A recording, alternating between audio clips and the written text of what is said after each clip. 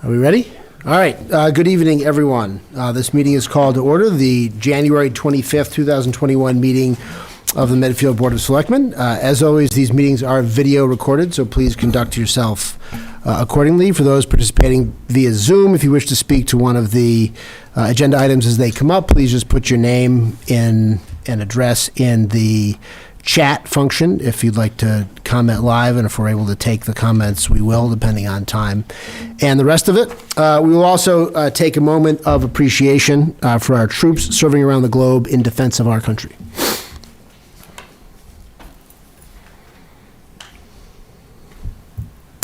Thank you.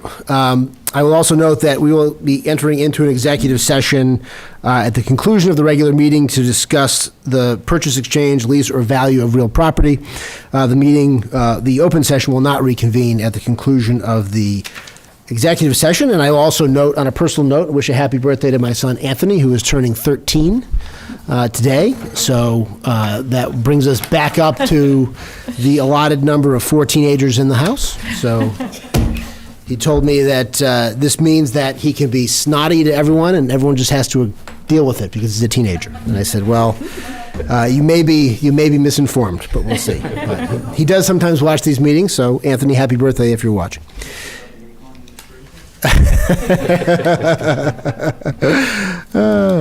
Even with your mask on, I can still hear you, Bill.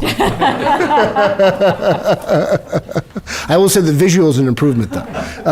All right, we're going to begin. Our first appointment is with Marion Bonaldi, Town Clerk, to request that we vote to approve new voting machines. And if any members of the Board of Selectmen are participating remotely in this meeting, could they please identify themselves? Welcome. Thank you, Pete. I will just let you know you are staring down at us like the eyes of Dr. T.J. Eckelberg all over the Saints. Well done. All right. All right. If we were playing poker with Christine right now, she would be distinctly uncomfortable. I'm going to take a picture of him over my shoulder and send it to her. What's she doing on her computer, Pete? Can you tell me?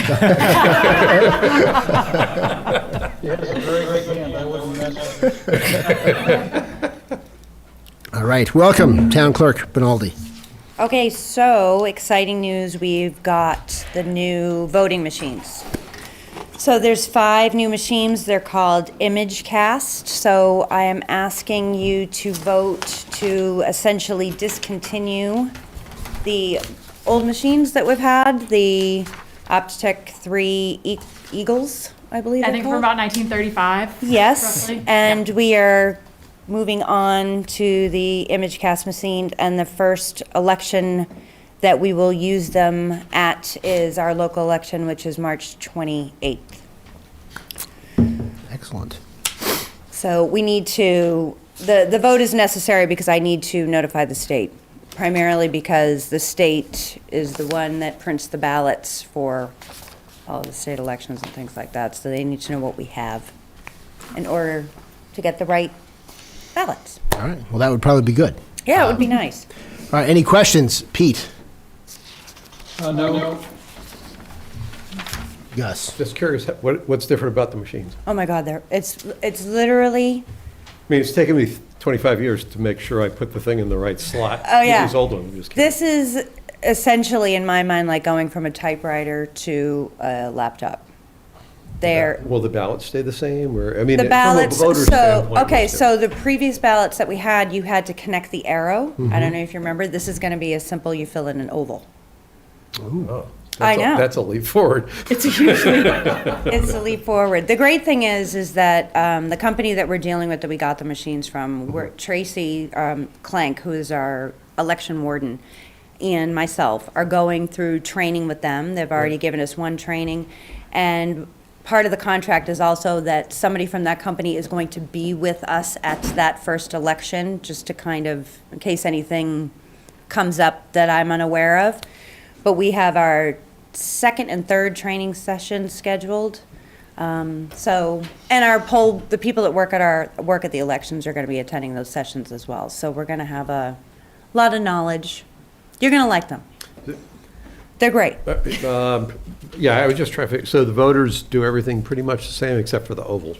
Correct. So they fill in an oval, same deal. You come down, you put it through the machine. The great thing about this is that if your ballot gets kicked for whatever reason, a little screen pops up to tell you why. It'll say you overvoted, you blah, blah, blah. So, and then at that point, the voter has an option to either send the ballot through the way they voted or to kick it out, give it to the clerk, and then I give them another ballot and they try again. Well, that's interesting. It's fabulous. It's great. You're going to like them. Usually when I get kicked, I don't just get a little sign. Well, it's usually a bizarre situation because I'm standing there looking at your ballot next to you, Yeah. you know, and it feels Yeah. bizarre. Okay. So, Okay. Excellent. And do a lot of other towns use these? all of the town, the machines that we had prior, there were only 4 towns left in Massachusetts that used them. It was us, Springfield, Acushnet, and Topsfield. Springfield, the biggest town, just switched to these machines. We did, so now all that's left is Acushnet and Topsfield. So all of the surrounding towns, Norfolk, Medway, Westwood, I believe Dover, all use these machines. And it's great because I can talk to the other clerks and there's a networking thing. Great.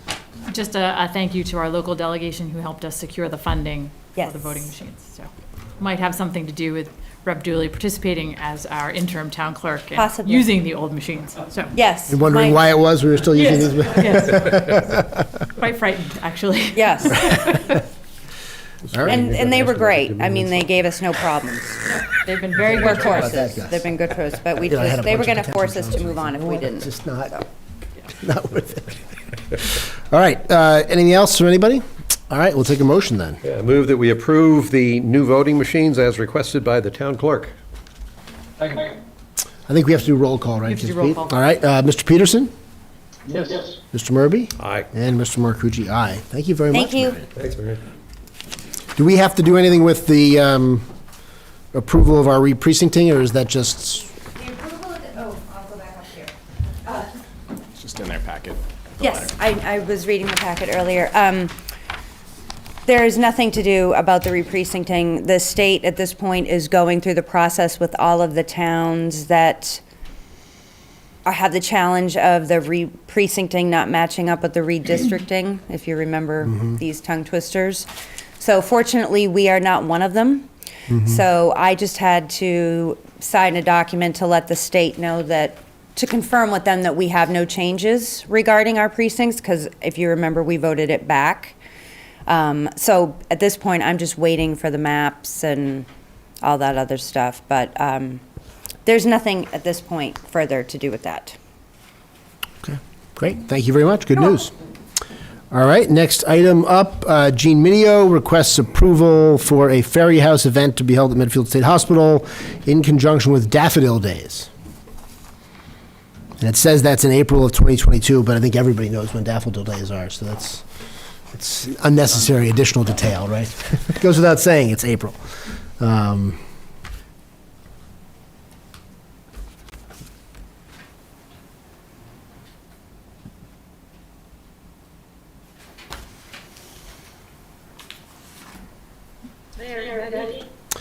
Welcome to Gene and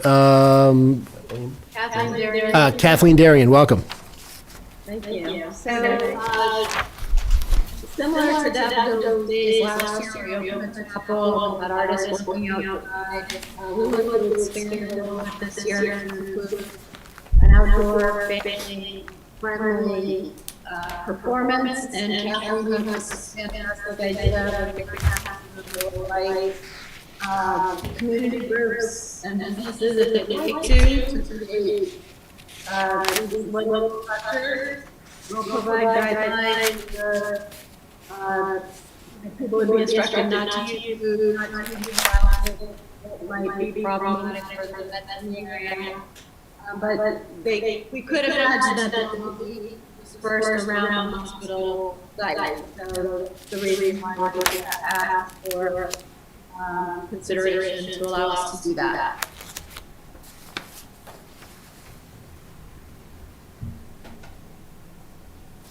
All right, I'm getting notes from the Zoom crowd that there's an echo.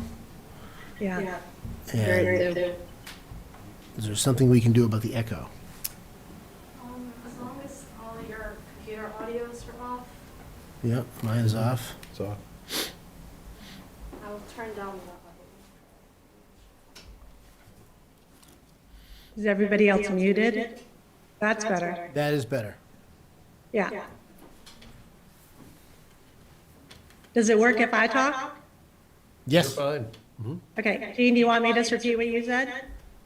Okay, so our interest is in making what's a ferry walk event in conjunction with Daffodil Days at that time of year, which is very pretty and spring-like, where we would invite organizations such as businesses or Girl Scouts, Boy Scouts in town to make, to submit little homemade ferry houses for a family event, different clubs, schools, individuals, et cetera, to be placed at around the hospital so that public can come and stroll around the daffodils and look at the houses. We'd be very careful to make sure that the houses that were submitted would be careful not to have anything that would interfere with the woods or the surrounding environment or having any dogs or pets up there. And it would be a one-day event, so those could be taken away, so there'd be no litter. You know, David Darien, leave no trace behind, Boy Scouts, I've had that embedded in my head for 25 years. But it would be a nice way to have it displayed, a great family event. This is very, very popular in Great Britain. I've been to a couple of them in New Hampshire, there's one in Hopedale. It's a really fun event for families, and I think it would be great for Medfield, great for the Arts Council, great way to promote the hospital up there and get a lot of families having a wonderful day. And we're hoping that you'll let us do that up there. Okay. All right, Pete, any questions? I don't think any questions. It sounds like a nice event to me. You know, if you pick it up and clean it up afterwards, that sounds like a perfect solution. Thanks for doing it. Gus? I agree, it sounds like a good event. I had just a couple of questions I think I initially saw the email that Jean sent in, which described one thing, and what you just described, Kathleen, was slightly different.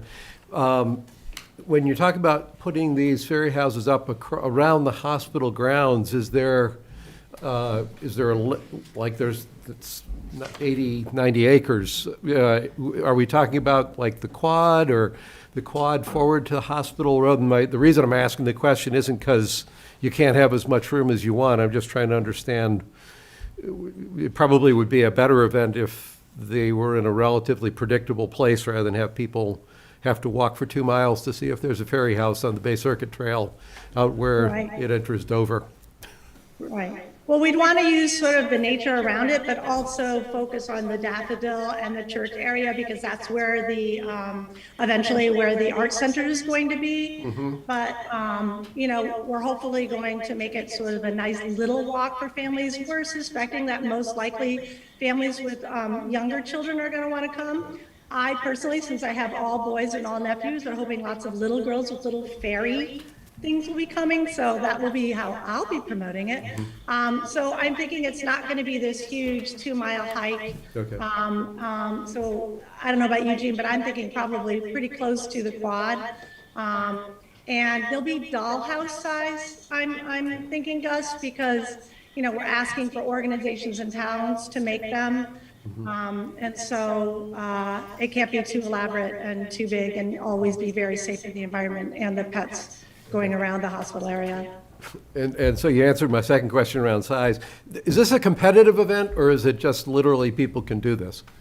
Are there Well, Jim prizes? brought up the or- idea, and I kind of like it. I mean, anybody can do it. It can be organizations, individuals, but I kind of like the idea of making it a fun competition. Like, Yeah. you know, most, you know, again, being married to David Darien so long, kind of like that Pinewood Derby thing, like most creative, most colorful, most, you know, most like Medfield, you know, the Medfield Ferry House or something. You know, we haven't gotten quite down to the details, but maybe a fun competition. Okay. And then the last question I had was just the duration. I think originally when I read the email, it almost sounded like they might be there for 2 weeks. And so I Right. did have some concerns with that. because the comment was made about, well, dogs probably over time will pee on them, and so it's like, well, that's kind of a bad thing to attract little kids to. But what you just said here is, it sounds like within a day or over the course of a weekend, they'll be picked back up and removed, is it? Correct. Yeah, Gina and I had kind of, we discussed it before the stroll, and then it kind of morphed, and then after the stroll, we kind of were able to communicate together. But it's definitely considered a big event, like a one-day event thing. And fairies don't like it when dogs pee on them, so it definitely would be gone by then. Okay. It's a good thing they're not building ogre houses, because we'd have some dead Yeah, dogs well, up there. they probably. actually like to be peed on, but that's a whole different event. I'm not in charge of that. Okay. Ever. That comes around Halloween, I think, is when we do that one. Yeah. Okay, no more questions. Yeah, my only comment was going to be around the duration, and it sounds like if it's taken away the next day, I think that's the way to do it. All right, so do we have a motion? Sure. I move that we approve Gene Mideo's request for a Fairy House event to be held at Medfield State Hospital in conjunction with Daffodil Days in April 2022. I assume we don't need to specify the particular day at this point. Whenever Daffodil Days Whenever turn out to be, that it's turns out to be. appropriate for the Fairy House to occur in April, we're good. Second? Mr. Peterson, Yes. Mr. Murby? Yes. And Mr. Marcucci, yes. All right, thank you both very much. Sounds good. Thank you so much. Nice to be putting some spring events on the calendar. All right, next up, we have Amy Colleran, Facilities Director, requests approval to use the Emergency Repairs Fund from the Municipal Building Stabilization Fund for repairs to the Dale Street School roof. Welcome, Amy. We're welcoming Amy.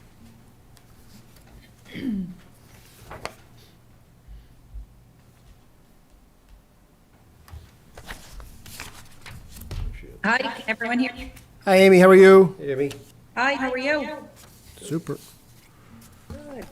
So I'm here to request some funding for a roof, not a replacement, but an overlay at the Dale Street Pool. We had a flood over there mid-fall after hearing review. They suggested an overlay instead of trying to do another patch that we've done. So we did put a bid in early December. We received 5 bids back, ranging from $64,900 to $94,200. So I am looking for funding for the $64,900 to Rochelle Construction, Hadley, sorry.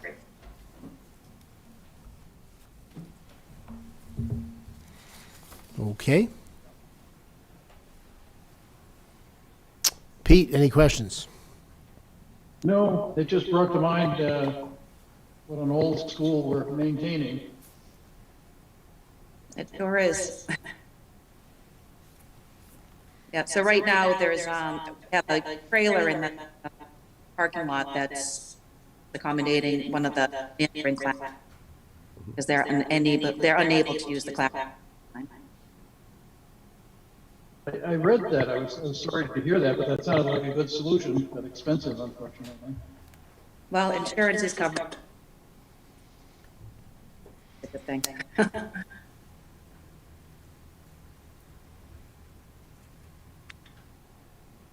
Gus? Does anyone have? Just one quick question, Amy. You're asking for exactly $64,900? Yes, I'm pretty confident the engineering specs and the drawings, so I'm not anticipating, because we're doing an overlay, so we're not removing any materials, so we're just overlaying the existing. Okay. Not anticipating anything more than that. Okay. I don't think I had any other further questions, so we have a motion? Oh, well, I did have one question for Christine. Yes. Is our first from the?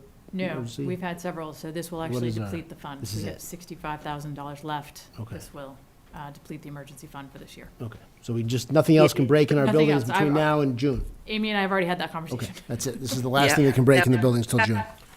That were approved last year. There was two rooftop units, one for the library and one for the high school. But because the project didn't happen until the summertime, the funded this fiscal year, I should say. So, Gotcha.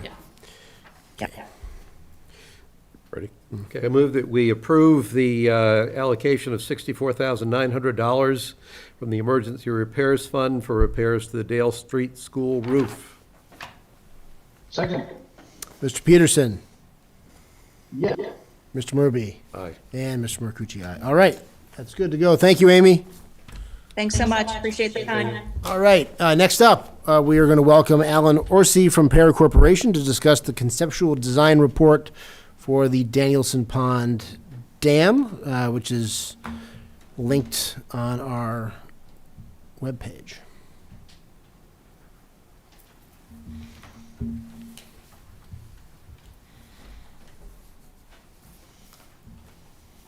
Okay, can everybody hear me? Yes, welcome. All right, thank you, and thank you for having me in here tonight to talk to you about a little place called the Danielsonville Pond Dam. As noted, my name is Alan Orsi, and I am a vice president with Park Corporation in our geotechnical division. I think in the audience joining me tonight is Matt Dunn, who is the project engineer who's responsible for the majority of the work that we've done on this project to date. So to just give you a bit of a orientation to the site itself. So we're talking about the Danielsonville Pond Dam, located just east of Route 27, a little bit southeast of downtown Medfield. Looking in at the aerial map, the dam is located along the northwestern side of the impoundment. Water comes out of the dam, flows through a culvert under Homestead Drive, before paralleling Route 27 for a short distance, crosses back under Route 27 before entering the large floodplain associated with the Stop River in the downstream area. The dam itself is about 225 feet long, extending from the left abutment here at the Hey, gate, Alan, if you were intending to share your screen, you have the property line at the right abutment. Just to orientate folks with the dam connotation, when I talk left and right, I'm talking facing in a downstream direction. So with the pond at the back and the river flow going in front of you.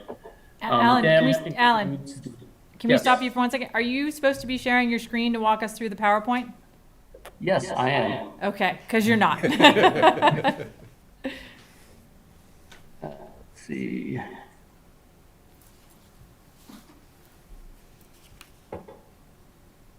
There we go. Now we're good. Thank All right, I you. apologize for that. So the dam extends 225 feet from the left abutment over to the right abutment, which is just across the property line here. It includes the primary spillway, which is located just left of center of the embankment. Fighting with my PowerPoint, apologies.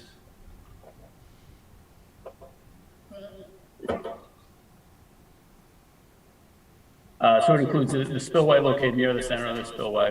The embankment has a maximum structural height of about 7 feet, and that's a function of both the structural height of the dam, which is 7 feet, and the maximum volume of water that can be stored by the impoundment. Based upon some rough calculations, that's about 35 acre-feet, which makes it a small-sized dam structure. It's currently classified as a significant hazard potential dam. The hazard potential doesn't have anything to do with the current condition of the dam. Rather, it's just an indication as to what might happen or what might be damaged in the downstream area in the event that the dam were to fail. Again, some pictures just to give some context to the site here. We have the entrance to the site off Route 27, top left. Top right and bottom left are some overview pictures of the upstream slope of the embankment as well as the crest of the embankment. Lower right is the downstream side of the embankment. This picture I just wanted to point out here, the downstream side includes some stacked boulders. A lot of those boulders are shifting, and a lot of that's a result of these large trees that are growing on the crest of the embankment. Finally, some pictures of the spillway here. Top left is standing in the channel, looking upstream back at the dam. You can see the stop log controls in the background here, the stone masonry walls of the spillway channel, as well as these concrete walls on either side.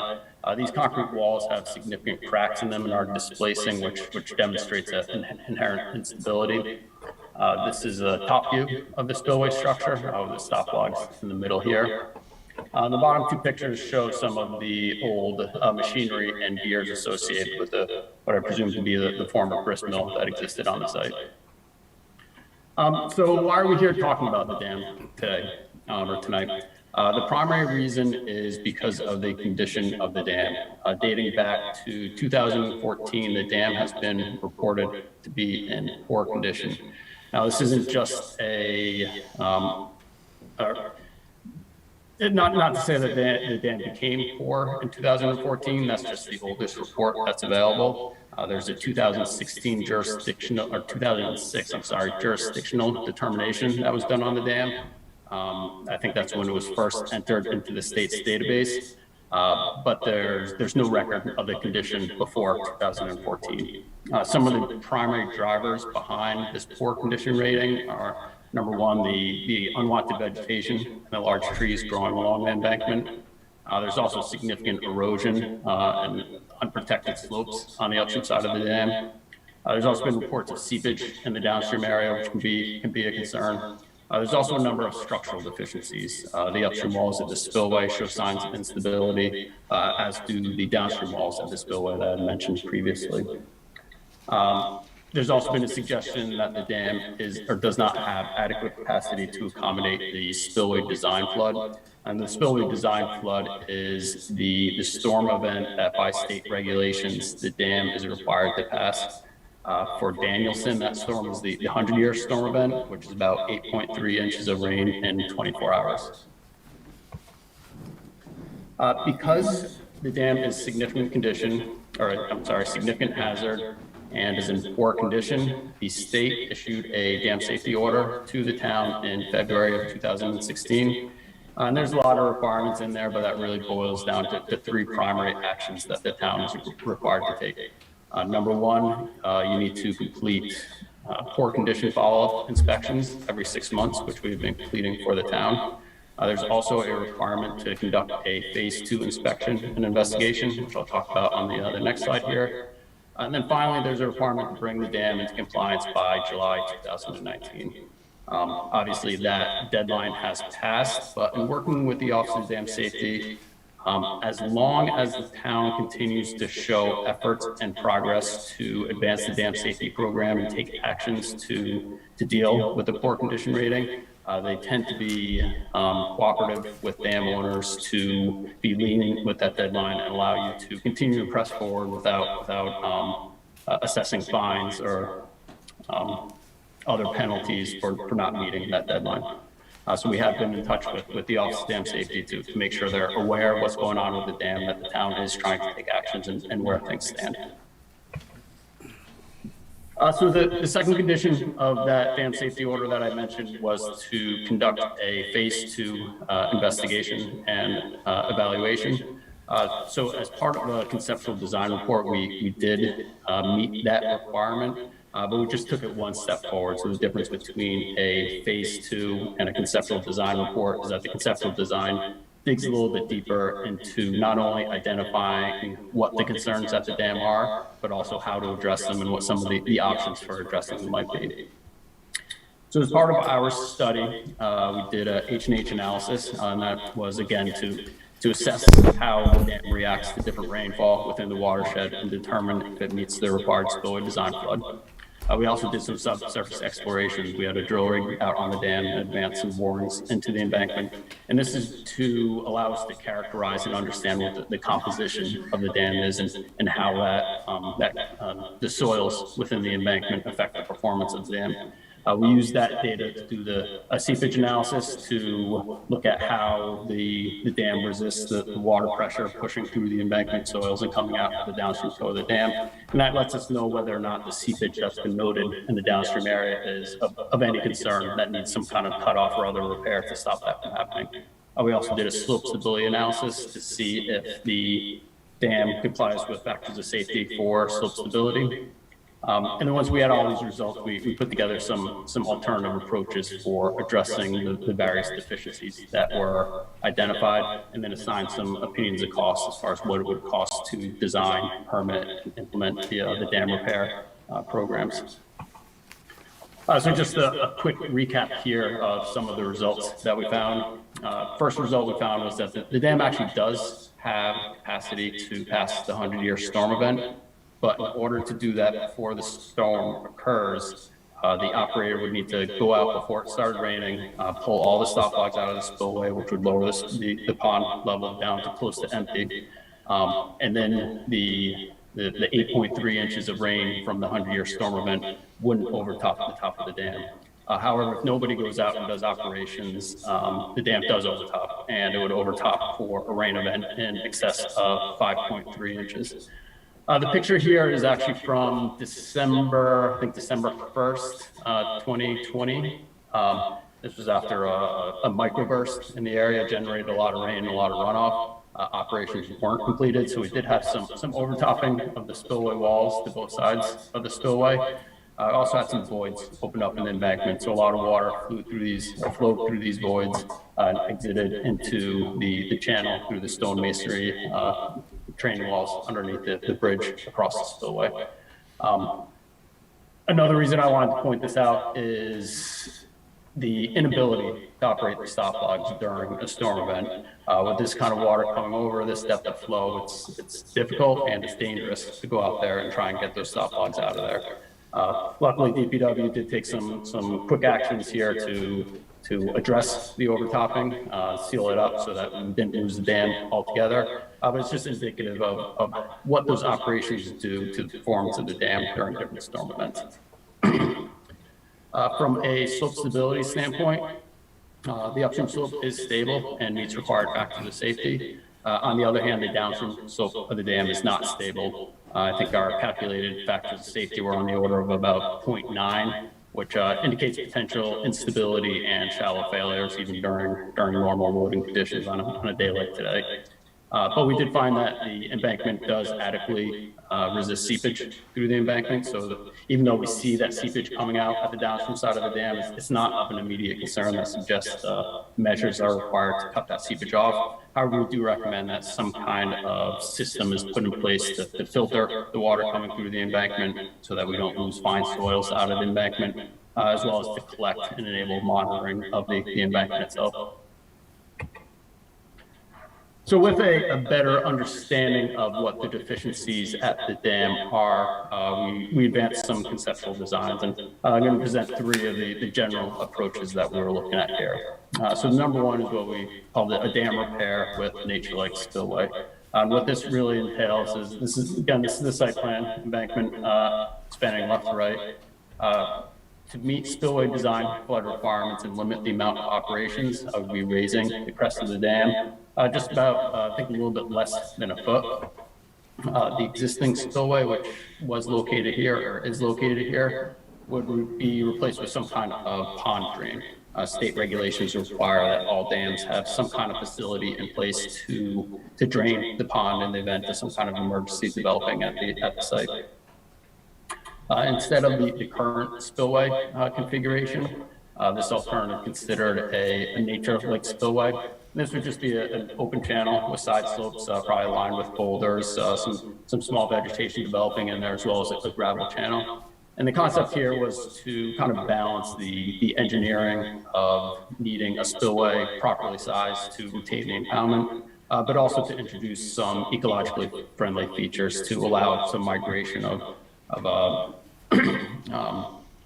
animals from and fish or other species from the downstream channels up into the impoundment itself. Looking at a cross section of the embankment, this program would include some regrading of the upstream slope and then installation of stone riprap protection to prevent the erosion of the slope. I would also be looking at flattening the downstream slope to about a 2.5 to 1. This does two things. One, it's going to meet the required factors of safety, but it also provides a surface that can be maintained and mowed regularly by town personnel. Finally, down here, we're showing a little tow drain. And again, this is just to collect that seepage that's coming through the embankment filter the water coming through a fine material, and then also enable a way to monitor the performance of the embankment. Alternative 2 is pretty similar to Alternative 1 with similar scopes of work for raising the crest of the dam. On this one, we don't have to raise the crest of the dam quite as far as we did with the Alternative 1, but nonetheless, we'll be raising the crest of the dam slightly to help meet spillway design flood requirements. We'd also be replacing the existing spillway with a new spillway structure. Probably look a lot like the current structure, but it would be equipped with additional controls at the upstream end to implement drawdowns and control the pond level safely, as well as some additional length of weir up there so that we have more flow and discharge capacity to meet the spillway design flood requirements without operations required. And then finally, we did look at removal, just for a comparison standpoint. Basically, to remove this dam, we need to excavate a 15-foot wide channel, likely through the location of the existing spillway, and that would effectively drain the impoundment, return it to a natural stream channel. So breaching the dam is actually the easy part of a dam removal process. There's still a lot of unknowns what will be required at Danielson. We all know that it's a relatively shallow pond, so we know that there's a significant volume of sediment in there. Sometimes you can just let that sediment wash downstream when you remove the dam, but if there's too much sediment, which there probably is at this site, some effort would be required to remove that sediment and dispose of it off-site. So with the three concepts, we did assign some or develop some opinions of probable costs, what it would take to implement the three options. In general, all the bottom lines are coming up somewhat in the same neighborhood, plus or minus of $800,000 constructed. The construction market is pretty volatile right now. So when you guys go to do any of these options, they might be different than what we're presenting here. But they do give a good context as far as what the cost of one option is going to be compared to the other. Again, revisiting the dam removal concept, I did want to highlight a couple of line items here, specifically this additional contingency. So one of the unknowns is we don't know what the quality, well, we don't know what the quantity of the sediment is, and we don't know what the quality of the sediment is. As part of the dam removal, you would look at the sediment to determine the amount, but then you'd also do some analytical testing to see if there's any contamination in there. If that contamination exceeds any human health thresholds or freshwater thresholds, then the sediment needs to be mitigated somehow. Usually that's through a removal and disposal program, and that can get really expensive really quickly. So we do have a line item in here just to highlight that fact that, yeah, the base price is the same, but given some of those unknowns, there's a lot of variability as what the total cost of that approach could be.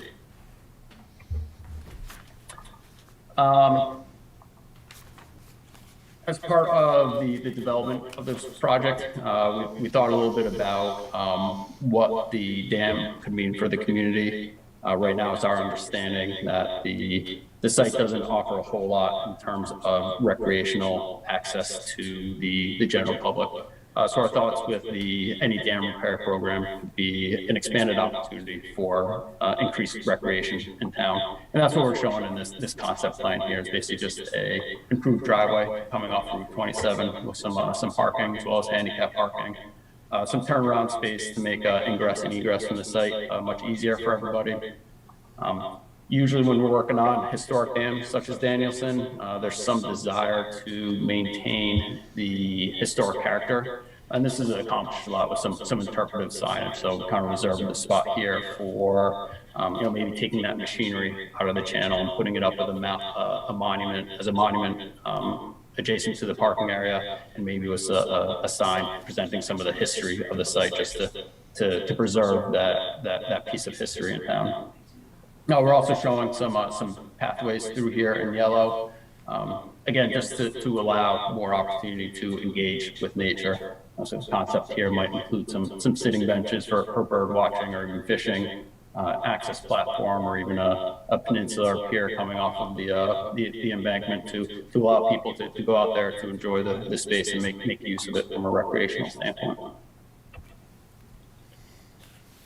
So the question we always get with dam repair projects is, is there assistance they'll pay for that? And the most popular program right now, and probably the most successful program for dam owners, is the EEA Dam and Seawall Repair or Removal Fund. It's been around for about 9 years. The current RFP is currently open with a submission date of next Thursday, that's February 3rd. And we're working with town personnel right now to develop a application to hopefully get some grant funding to support the next phases of this project. It does offer a variety of different award types. There's a RFP out for designing construction grants or design and permitting grants.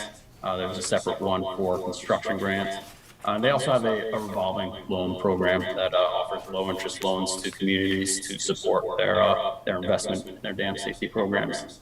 We did apply for this grant with the town in March of last year. Unfortunately, that grant was not selected for award by the program. Some of the feedback we got from them was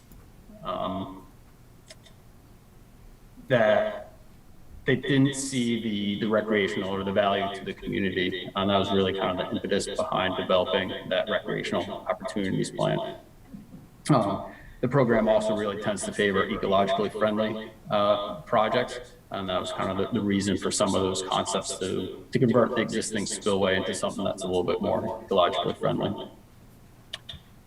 So just a couple other things that I wanted to touch on quickly here before we wrap up. Number one, in 2019, I think it was, we did a hazard classification review so that we could understand what the implications of a dam failure would be and confirm that the dam is properly classified as significant hazard. And what this showed us, and this map here is showing the limits of inundation for the 50-year storm event. The blue shade represents the areas that would be flooded if the dam weren't to fail, if it performed as expected. And then the pink areas show additional flooding that would occur if the dam were to fail. And the biggest takeaway from this plan here is the yellow shading on the road at the intersection of South Street and Route 27. During a non-failure event, that road would not overtop. During a failure event, during the 50-year storm event, the road would overtop and overtop by up to a foot. And that is the rationale that the Office of Dam Safety was taking as to why to maintain the significant hazard condition rating for or significant hazard potential rating for this dam. Also just wanted to touch on the emergency action plan. State regulations changed in 2017 that required significant hazard dams to develop emergency action plans. Since you have Danielsonville Pond down here and Kingsbury Pond not too far away, we took the inundation mapping from that hazard potential study that we completed, developed some additional inundation mapping for Kingsbury Pond Dam, and develop this combined emergency action plan that will serve as a tool and resource for emergency responders in town in the event that either one of these dams might fail. So that is the quick summary of the history and the current status of what is going on with the dam. I'm certainly happy to answer any questions that you might have. Thank you very much for that comprehensive presentation. Start with questions, Pete. Mr. Orsi, as someone who doesn't review many dam analyses, you're at the very beginning, you had a sheet that says H&H analysis. What's H&H? H&H is hydrologic and hydraulic. So the hydrologic end is how water or rain runs off the ground, and the hydraulic is how it moves through the pond and the spillway. And then with respect to mitigation of the materials at the bottom of the pond, if we replace the dam, you're saying that we don't have to mitigate those? That's correct. So there's certainly the discussion of the health of the pond and the function of the pond. But in the context of a dam removal program, typically if we repair the dam, we don't do anything with the sediment in the pond. Okay, so the pond may still have hazardous materials in it and be problematic, but we just wouldn't touch it. Is that what you're saying? Correct. Yeah, okay. When I was reviewing the materials that were circulated several weeks ago, I had a couple of questions. some things that I didn't understand in there. It said that one of them, number 10, and I didn't make a note as to which, I think it was item 10, not page 10. But it said 10, insufficient capacity to pass the SDF. And the SDF, I think, has something to do with flood. Yes, that's the spillway design flood, and that's something that's prescribed by state regulations based upon the size and the hazard. So our current spillway doesn't pass the test, is that what you're saying? It's a bit of a gray area because if you pulled out all the stop logs and drained the pond before the storm, it would pass the flood. But if nobody took that preventive action, then it does not pass it. Yeah, that's the sort of preventative things that our DPW is actually very good at doing. When we had the state came out, or MAPC, I think maybe it was, that came out and had us do a hazard review, and that was one of the things that I sat with Bobby Kennedy's table, and they just know all the things in town, so they take care of things ahead of big storms and things. The other thing that I had a question from that review a couple weeks ago was number 11 said, number 11, no O&M manual. And is O&M operation and something maintenance manual? Yes, exactly. Yeah. And so that we don't have any like user guide, is that what that means?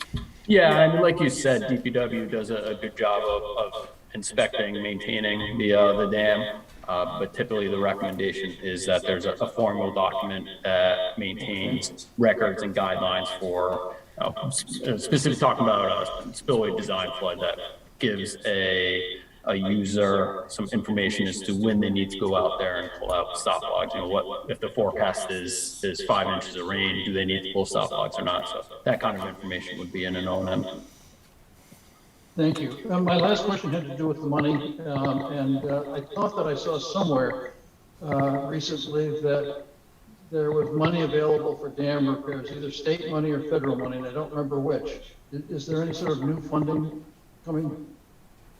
So there's been a variety of mechanisms that other municipalities have tried to leverage for dam repairs. The one that I mentioned during the presentation tonight, the dam at Seawall, is certainly one that's worth pursuing. Other communities have tried to use their MVP funding to support dam repair projects.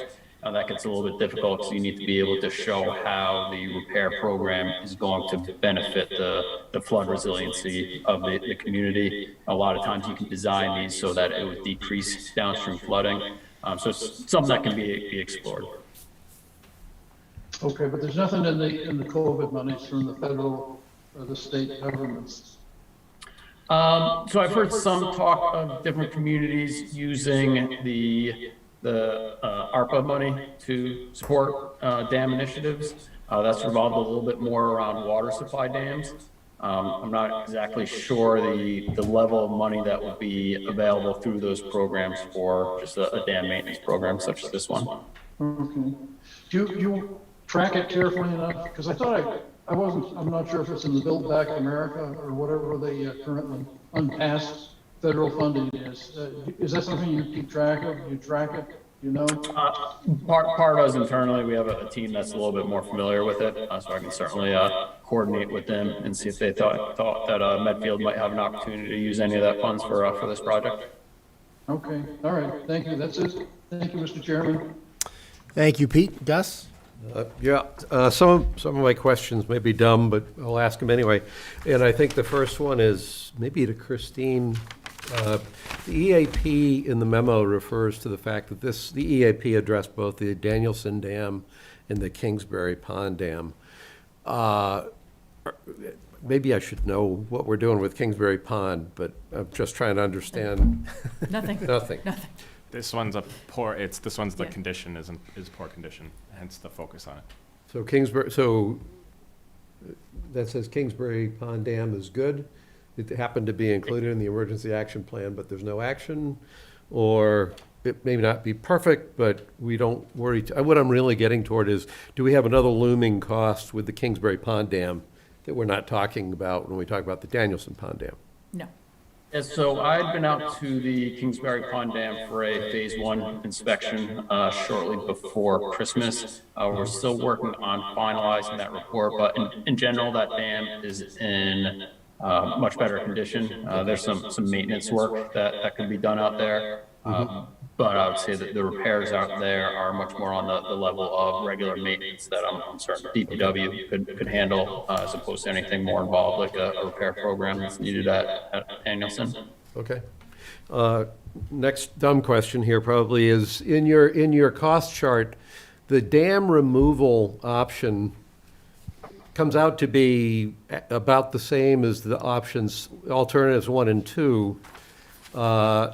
But a big part of that is because the engineering cost was significantly higher. And intuitively, I can't picture why the engineering cost, I think it says it's $236,000 there versus under $100,000 for the other two. What is all the engineering cost that goes into getting rid of a dam that would be so much greater than rebuilding one?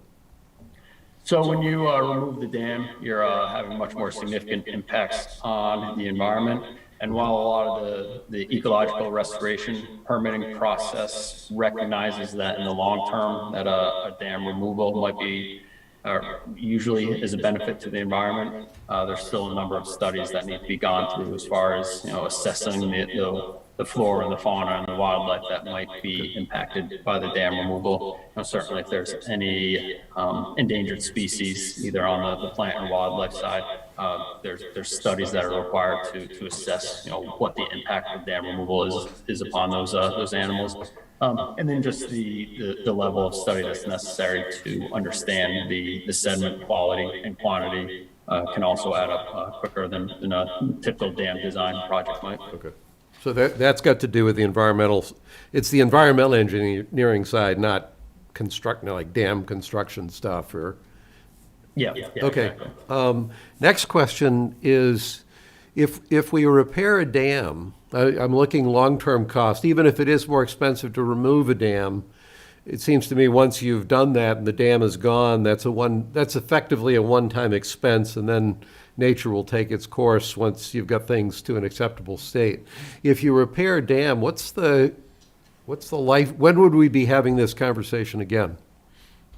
So the typical design life is going to be 25 years. In reality, that design life or the functional life is going to be much greater than that, provided that routine maintenance is completed to keep vegetation down.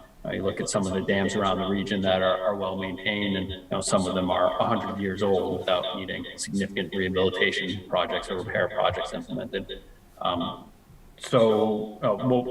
What hasn't been included in our scope of work is any kind of life cycle analysis to answer exactly that question that you're asking is, okay, well, so these are the initial capital expenses, but if we draw this out for 30 years, where's that break-even point? Okay. And then the next question goes back to another dumb one, I guess. The sediment that you said has to be pulled out, is that hazardous sediment that we think could be there, man-made introduced sediment, or is it natural sediment that's just accumulated in the pond that, I don't know, through its sheer volume or whatever makes it hazardous? And where I'm coming from is, why do you actually have to get rid of natural sediment? Like, it seems at some point it would work its way into the soil, and if anything, it would probably be a nutrient rather than a hazard. Yeah, so I suspect that most of that sediment is natural, that has just accumulated in the pond through natural processes. I'm sure that urban runoff through storm drainage systems contributes to the sediment load to some degree, so there is a man-made element to that as well. But really, there's two concerns with this sediment. Number one is the quantity of sediment, and the concern there is that if you take out the dam, as you get rainfall and storm events coming down the river, that sediment's going to be mobilized by those increased flows, and a little bit of sediment or a controlled amount of sediment moving downstream, the environment can adapt to that and will use it, and like you said, it'll benefit the environment. But if you have this huge slug of sediment within the impoundment, as you likely do, it's going to go downstream in a big slug. Instead of being a benefit to the environment, it's going to cover wetland areas and floodplain in the downstream area. It's going to accumulate at culverts and road crossings and reduce the hydraulic capacity of those. So there's a couple of concerns from a quantity of sediment that's allowed to go downstream. Okay. Then from the contaminant discussion, it's looked at from, I mentioned the two thresholds, the human health, MCP, and the fresh inland waters criteria. So when you drain the pond, all that sediment that's submerged right now is going to become exposed upland. So if there's contaminants in there that pose a risk to human health, it needs to be mitigated for, because that upland could become dust and become airborne and impact the population. Okay. And then similar to the sediment washing downstream that could fill wetlands or clog up infrastructure, you're washing those sediments downstream. It's not only going to affect human health in the downstream area, but it could also impact the wildlife in the area as well. Okay. And I think I only have two more questions. One, on the hazard map that you showed, the inundation areas that were on that map, are those the result of a failure of the dam and a big slug of water coming down? Or is that a map of the flooding that would occur in the absence of the dam? That one. So we didn't look at the limits of flooding if the dam were to be removed.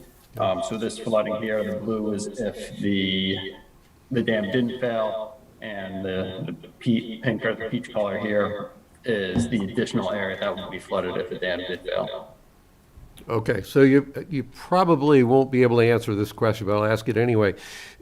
What I'm really looking at is the dam functioning as a buffer for any normal stream flow flooding that would occur after a major storm, thereby protecting downstream areas from excessive flooding just by virtue of the function of the dam? Almost like a floodplain, except it's a dam rather than a floodplain. Yep. So we did look at that to some degree in the hydrologic and hydraulic study.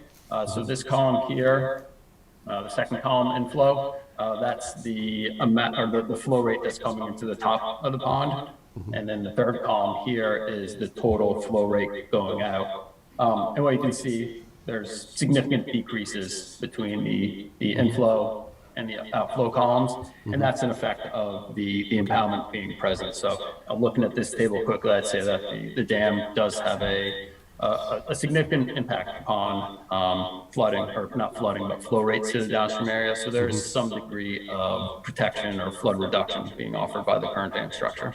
And the reason I'm asking that is I think we've been talking about this dam from a historic standpoint, perhaps from a recreation standpoint. I was just trying to get a fix on whether actually it performs a valuable function to the town from a stream flow management standpoint. I guess it does, or at least it looks like from that chart that it does. So that's helpful. Yeah, so I certainly see a flood control benefit. What those reductions in flow rates really mean, I don't know without looking at it in more detail. Mm-hmm. Okay. My final question, in this process that we're at here, I'm kind of trying to get a picture of where we go from here. We're not being presented with any questions to be decided tonight, but it would help me to kind of get some sense of what questions we might get asked to decide at what point in time, or a general point in time. So I'm just kind of looking for an idea of the path forward from here. So the grant application that we're preparing right now is for the design and permitting of the repairs. I think we're looking at that alternative one, which was the Nature Lake Spillway. And so that's the kind of the direction that we've been steered at this point. Okay. Yeah, That's we'd move forward with applying for the grant, which is due next week. okay. So, and not to be critical, so that says that of those three alternatives, we're putting a grant in for the first one. I kind of like the first one, so this is not a criticism, but there's no, who made the decision that was the alternative, I guess is my question. I think that's the direction, working with Mo, that we gave Okay. Alan and his team to start moving towards as we were applying for the grant. We knew Okay. that by the time we made this presentation that the grant application was going to be due fairly quickly. regardless of getting the grant, the selectmen can then decide how they would like to move forward. You don't have to accept the grant if you do receive it.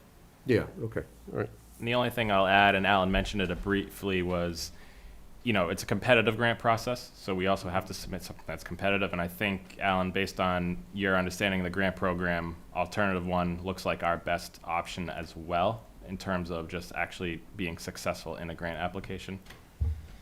Yeah, I think, highlighting the opportunity to increase access for the public to use the site is certainly going to weigh in the application's favor. Yeah, subjectively, without actually seeing what the aesthetics are, that one, just looking as you presented it, would have been the one that I would have gravitated towards. So I'm not being critical of that. I just was trying to understand how we've gotten to where we've gotten and where we might have to go from here. So, great, thanks. That's it for me. So would this alternative 2, would that not be eligible for the grant? No, so any project would be eligible for applying to the grant. Okay. But we have to pick And one, even, so one of the we're three. submitting, and as part of the grant, we need to submit a proposal. The proposal is based upon the assumption that the design approach will be alternative 1. But even if the town's awarded the grant, if for some reason during the design process it's decided that alternative 2 is preferred, that's something that would be allowable underneath the grant framework. Okay. I didn't, and I guess since we still have the option to shift, we don't have to dwell on it too much, but I was just curious from an engineering and design perspective, why would you pick one over the other? Just an aesthetic difference, or is it? Standpoint, I don't think there's really much of a difference between the two. I think the biggest difference between the two is that the alternative 1 introduces the concept of the channel with natural features that are traversable by wildlife, as opposed to alternative 2 is still going to have that vertical wall at some point. That's going to be a barrier to any ecological connectivity similar to the existing spillway. Understood. And Nick, the grant is a 25% town match? That is my understanding, and that applies to both the design as well as the construction grants, right, Alan? Yes. All right. So if we got it, and the cost is roughly 800 or so, or 825. So if we got the grant, the town would be responsible for about 200. Is that roughly the math?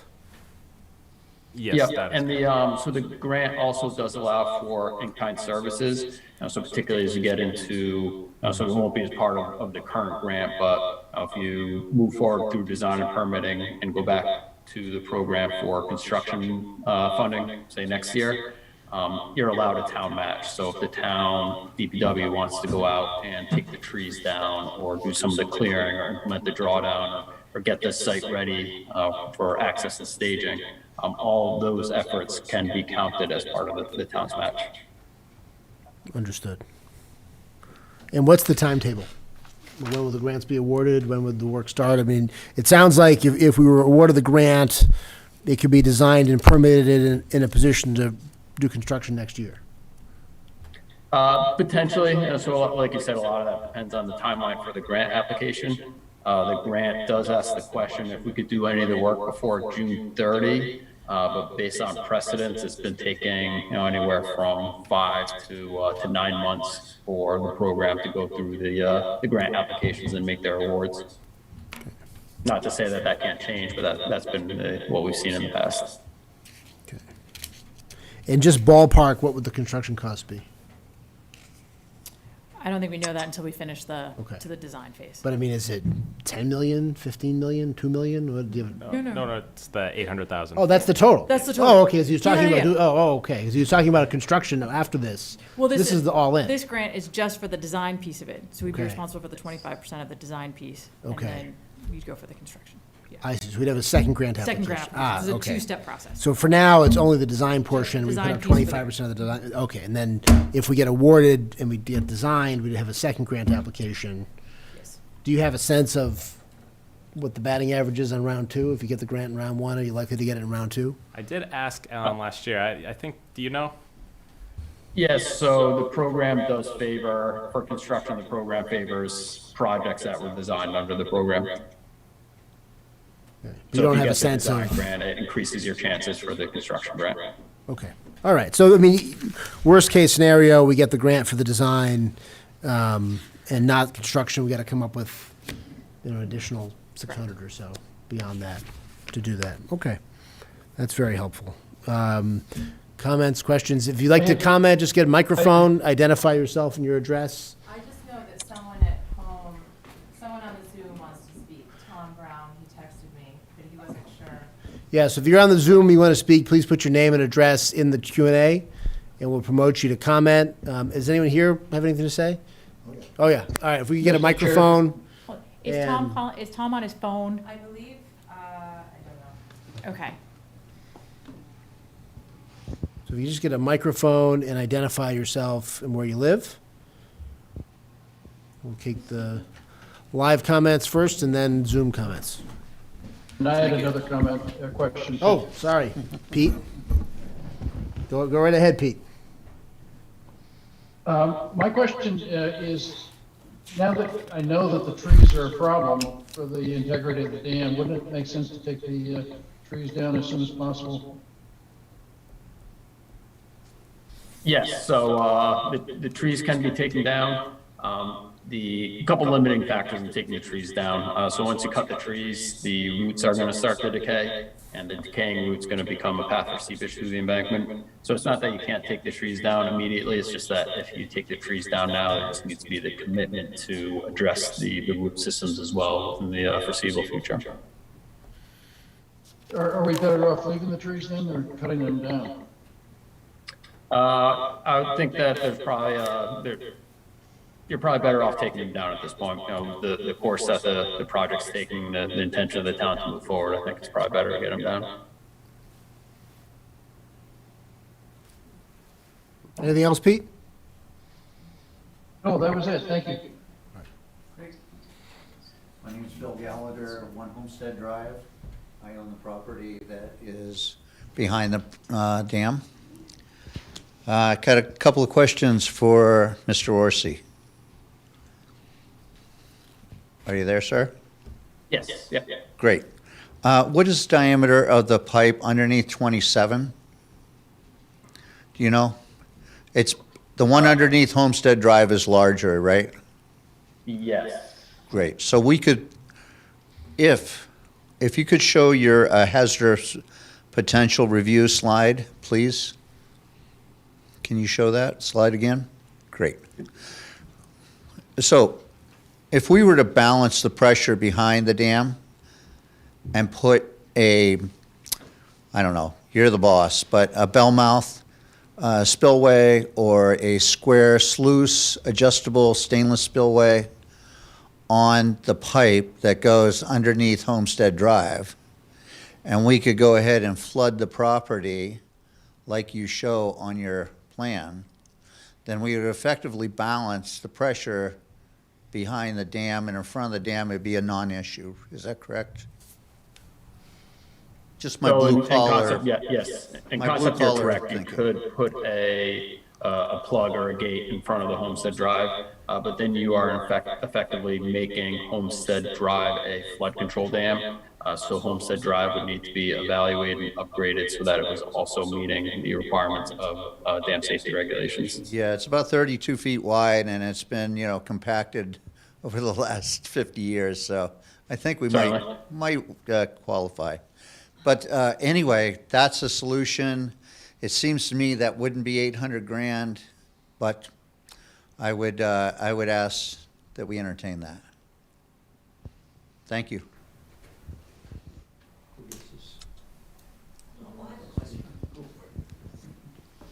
Hi, Mr. Orsi.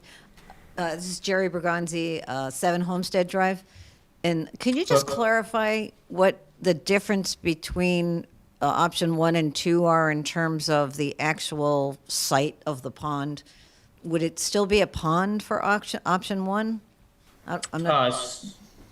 Yes, so both option 1 and option 2 would have no effect on the normal level of the pond. It would be as it's been operated Okay. in recent past, and not at the lower level that occurred after the December 2020 overtopping event, but at the historic normal levels. Okay, great. Anybody else? Tom is on the phone. Are you able to? Yep. Let's just see. There are two Yes. lines. One's a 508-801 and the other is a 781-799. He's 508-801-745.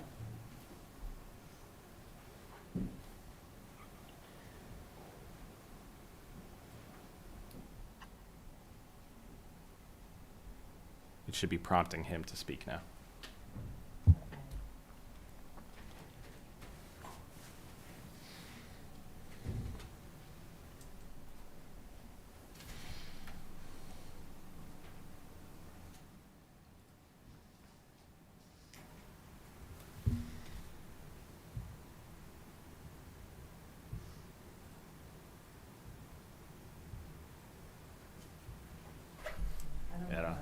Yeah, it's like a conference call system for him, so it should be giving him some options, but we can leave him there, and if he speaks up.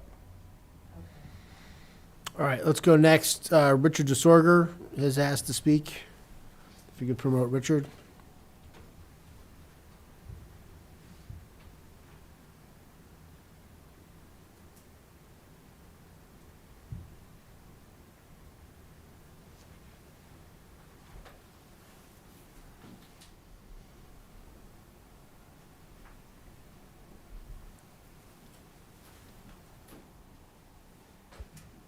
Hello? Hi, Richard. How are you? Good, thank you. I just had a couple questions. In the past, both Kingsbury's Pond and Cemetery Pond dams broke, causing a great deal of flooding. They wiped out Route 27 for Kingsbury's and 109 and Cemetery Pond. And what they built in its place was almost like a cistern a little distance away from the dam so that the water level can never exceed where that cistern is, and the water then goes out a new pipe either under the dam or beside the dam. That takes a lot of pressure off of the dam itself. Like Kingsbury's Pond, for example, the bulk of the water does not run underneath the grist mill. It runs in that new pipe and beside the dam, and that takes a lot of pressure off. So and I'm not a dam engineer, I don't mean it that way, but is the engineering possible on Danielson's Pond to do that same type of a construction, even though Danielson's Pond is not as deep as Kingsbury or Cemetery? And would that be a cheaper alternative? So the alternative number 2 would be similar kind of in general concept to what is out at Kingsbury, where you'd have a rectangular or square horizontal opening extending out into the pond, and normal flows would come over the edges of it. One of the big differences is that Kingsbury has that outlet going through the grist mill, which functions as the low-level outlet. For Danielson, we need to make sure that we included some kind of device to allow for that drawdown capacity. But by having that, would you basically keep the water level where it is, taking permanent pressure off of that dam? So the water pressure on the dam is going to just driven by the impoundment height, not necessarily the spillway configuration. So yes, that's kind of the end result of all these options, right? We're going to make sure that the water doesn't raise too high behind the dam, which will help with the seepage and the stability performance as well. So your alternative 2 is very similar to what's in Kingsbury and Cemetery Pond then? Yeah, to some degree, yes. Okay. All right, thank you.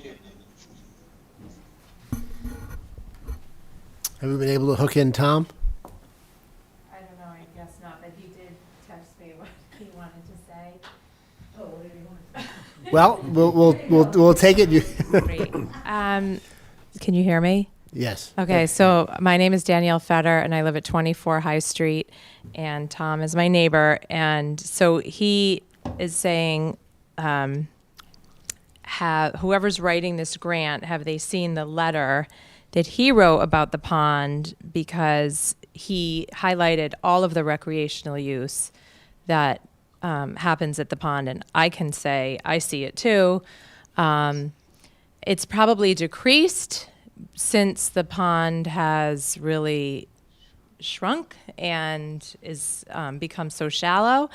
But, you know, especially we moved in 3 years ago, and there were people there all of the time. During the pandemic, there were people coming and, like, you could see, like, people spaced out along the dam, like, fishing. My dad would come and take my kids, and then the neighbors would be there fishing, like, in their separate little areas. It was just such a nice thing to see people doing outdoor activity during such a scary time. It was so heartwarming. This fall, I saw canoes out there. I was like, I didn't even know you could get a canoe. It seemed so shallow, but there were canoes. A lot of people use the pond still. Oh, well, there's tons of animals, but he was just saying, like, the recreational piece it has been used recreationally, so we should highlight that. It's a great resource for the town and the people who live in the town or out of town. Actually, and I don't know, I've seen so many people talk to people just sit and watch the pond, or high school kids, you know? Yeah. It's just a nice place. It's great to see. Ice skating, oh yeah. Ice skating this week, we've been out all week. Your comment actually prompts a question. Oh, go ahead. I was going to say, I would say that that's great information. I had not seen that letter, but I would say that any letter showing community support or the value or the opportunities provided by the pond, if I'm going to volunteer Nick, if you can get them over to Nick, they'd certainly be a worthwhile addition to the grant application. Okay, great, thank you. Danielle, your comment prompts a question for me now, and I'll start by saying when I was a kid, there was a pond where in the town I lived in, the Wheeler School Pond, where we used to go and fish. We pulled the same fish out of that small pond so many times we actually could identify them individually. But there were a lot of them. It was amazing how many. Over the years, when I was a teenager, started seeing suds come down not a lot, but suds coming down the stream. I went back there decades later. There was no pond. You said this pond is getting shallow. Is that what's causing that? Well, I think because I think it's shallow because they take the boards out to let the water flow out because the dam is not to code. Okay. So what I'm really getting at is we don't have some sort of we don't have a pond that's going through a natural atrophying cycle. No, it's just We're because gonna put a dam up and there's not going to be any water. Water's flowing out. It's the flow. Yeah. Okay. Okay. Yeah. Okay. I mean, the pond was twice the size of what it is now. The surface area is practically. And the designs we're talking about here, I assume, are with the stop would be at full capacity. It's not. Right. We're not designing a lower dam. Okay. Okay. Yeah, because when it does rain, the pond is almost to where it used to be. Yeah. Okay. The natural life cycle of every pond is that it tends to eutrophy, and it does tend to fill in and get shallower. You're correct, Pete, but there's a notch in the granite on the left side of where the pond level was when I moved in. And we have never had that in the last, I don't know, a lot of years. We've never been up to the notch. So we're not where we were when I moved in 16 years ago. Thank you. So I think in general, this study is, I think, very helpful to the neighbors because with the cost of the solutions being so similar, I think that everybody in town probably wants to keep the pond. So I think this is a big boon to the neighborhood. Well, we do have one comment. Can we promote John Thompson, please? Yes. John had several comments in the Q&A and has asked to speak. So John, we'll promote you, and if you could address your comments that you raised in the Q&A, John Thompson from 34 Evergreen Way.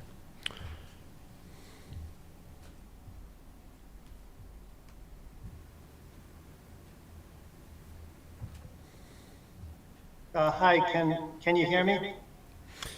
Yes, John, welcome. Hi, thanks, Mike. Well, I'm sorry to be the bad guy in this issue. My name's John Thompson, 34 Evergreen Way, hydrogeologist, former vice president of Woodard and Curran.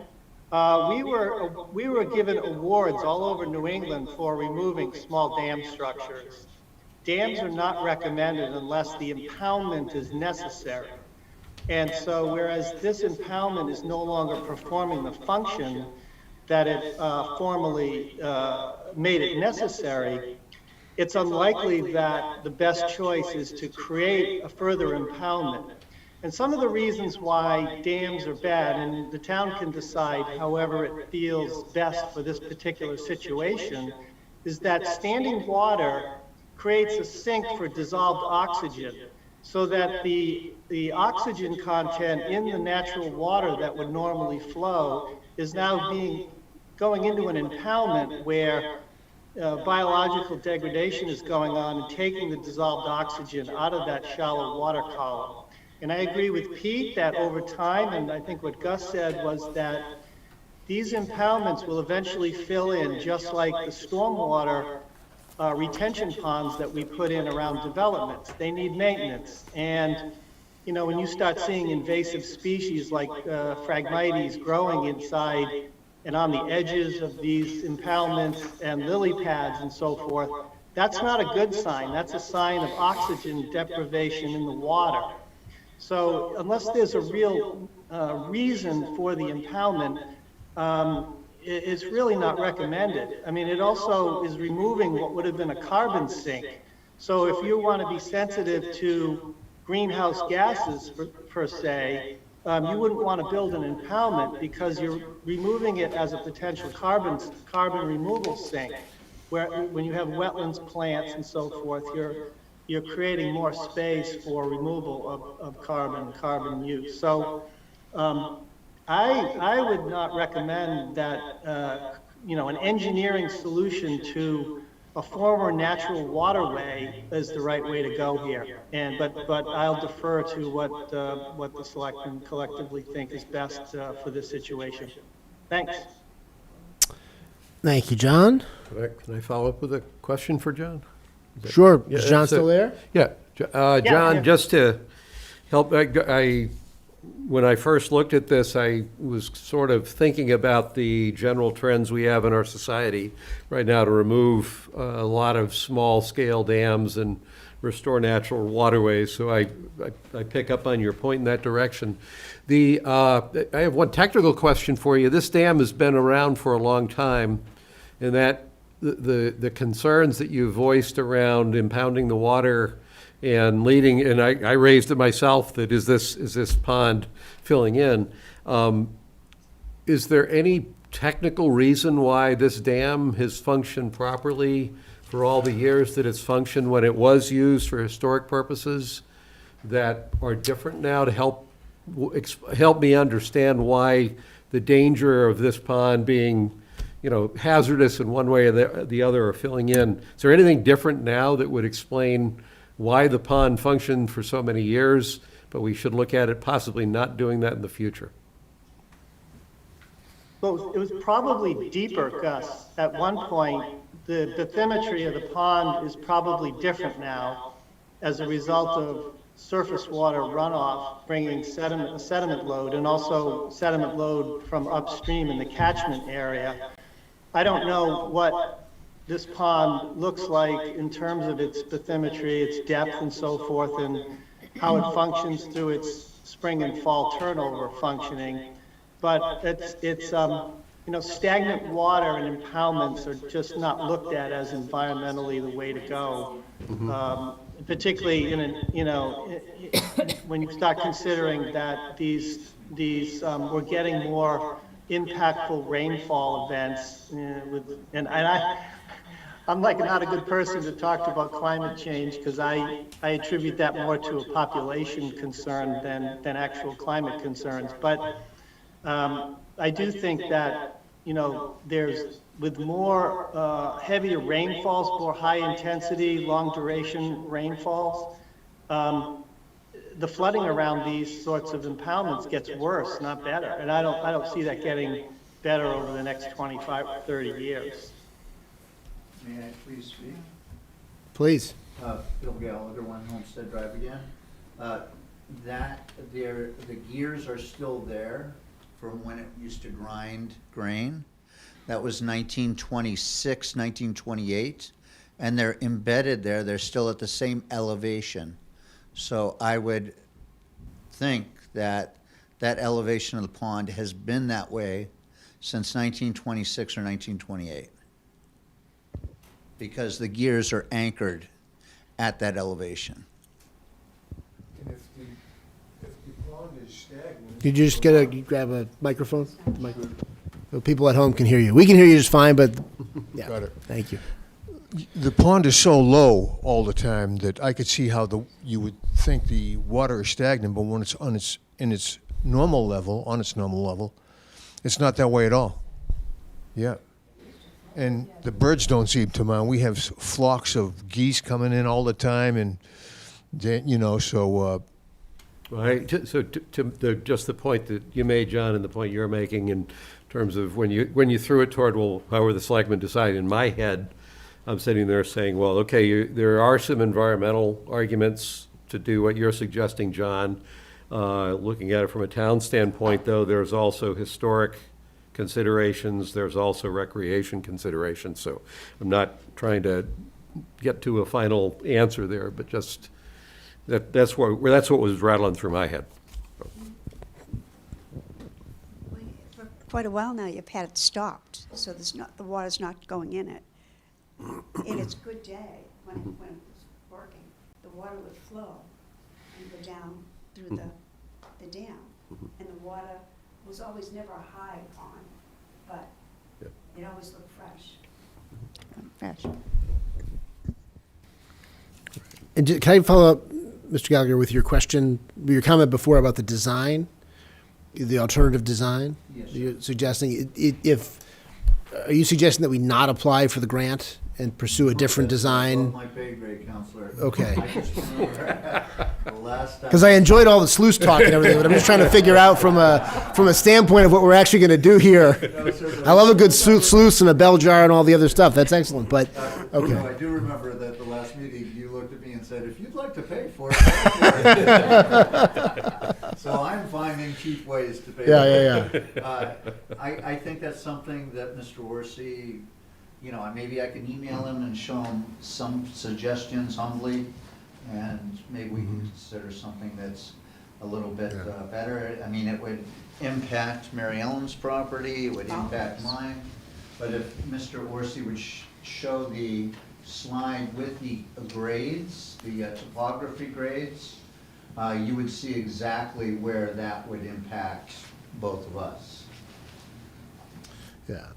No, I understand it, and I think the cost question, we have an easy decision now on the application for the grant, and because you're just committing to the design. I think it's a little bit of a harder question if the town's going to be on the hook for the full 800, and if it's still 800, a year from now or whatever that would be.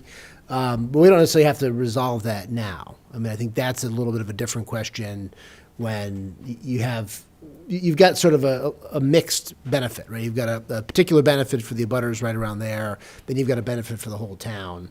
And so the question is, how do you allocate the costs when you have that kind of a mixed situation, right? Because it's like a sidewalk, right? So you have a sidewalk, you put in a sidewalk, everybody in town benefits. The people whose house the sidewalk is in front of benefit more, right? And so I think that's going to be a question for another day. Because right now, I think I certainly favor applying for this grant. I mean, and I appreciate John Thompson's comments. I think I disagree in large part just because it is a very small dam, right? I think the historic value, the aesthetic value, and the rest probably outweighs whatever environmental benefit would come from removing the dam. I suppose there's probably a way to do the math on that, but I think just my rough sense of it is that was certainly where I come out on in taking a shot at preserving this, particularly if it's only a 25% town match. I mean, that seems to me to be a reasonable allocation if we did get the grant from the state for the repair of the dam. And Mr. Orsi, just to confirm, if we do replace the dam, will the pond levels come back up to the levels of happy memory that have been described here?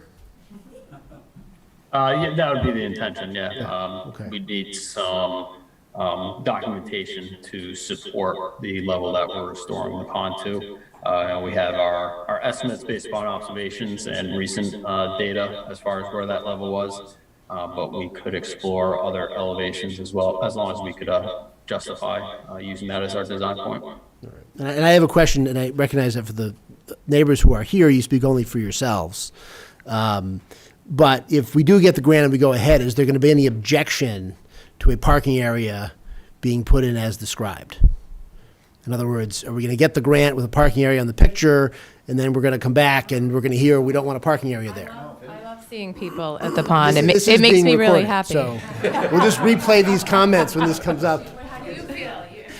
Yeah, I spent years trying to keep the path clear so people could walk. And they walk on my property to fish. And I can't keep up with it anymore. I just, my hands can't handle it.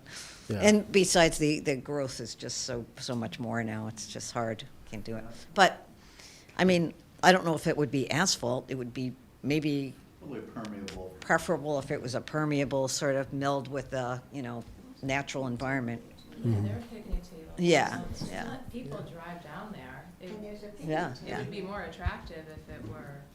Yeah. Okay. So that's not going to be an issue if that's part of it, because that obviously contributes to the public benefit. Because we do have this recurring issue of sort of land and different things that the town owns that are open to everyone, but it's not always clear how to get to them. We have different places where we have an easement, but the easement is overgrown, and it looks like you're walking through somebody's yard. It's actually an easement. Yeah. And I kind of like the notion of having a little bit of area there that it makes it seem a little more welcoming to people who don't necessarily know that this is a place you can come and go to. So if that's not going to be an issue, I think that's helpful to know. And again, I realize not everybody's here, but for all of you who are here, I appreciate that response. So I suppose we should get the Energy Mr. Committee, Chairman? Hydropower Subcommittee also. we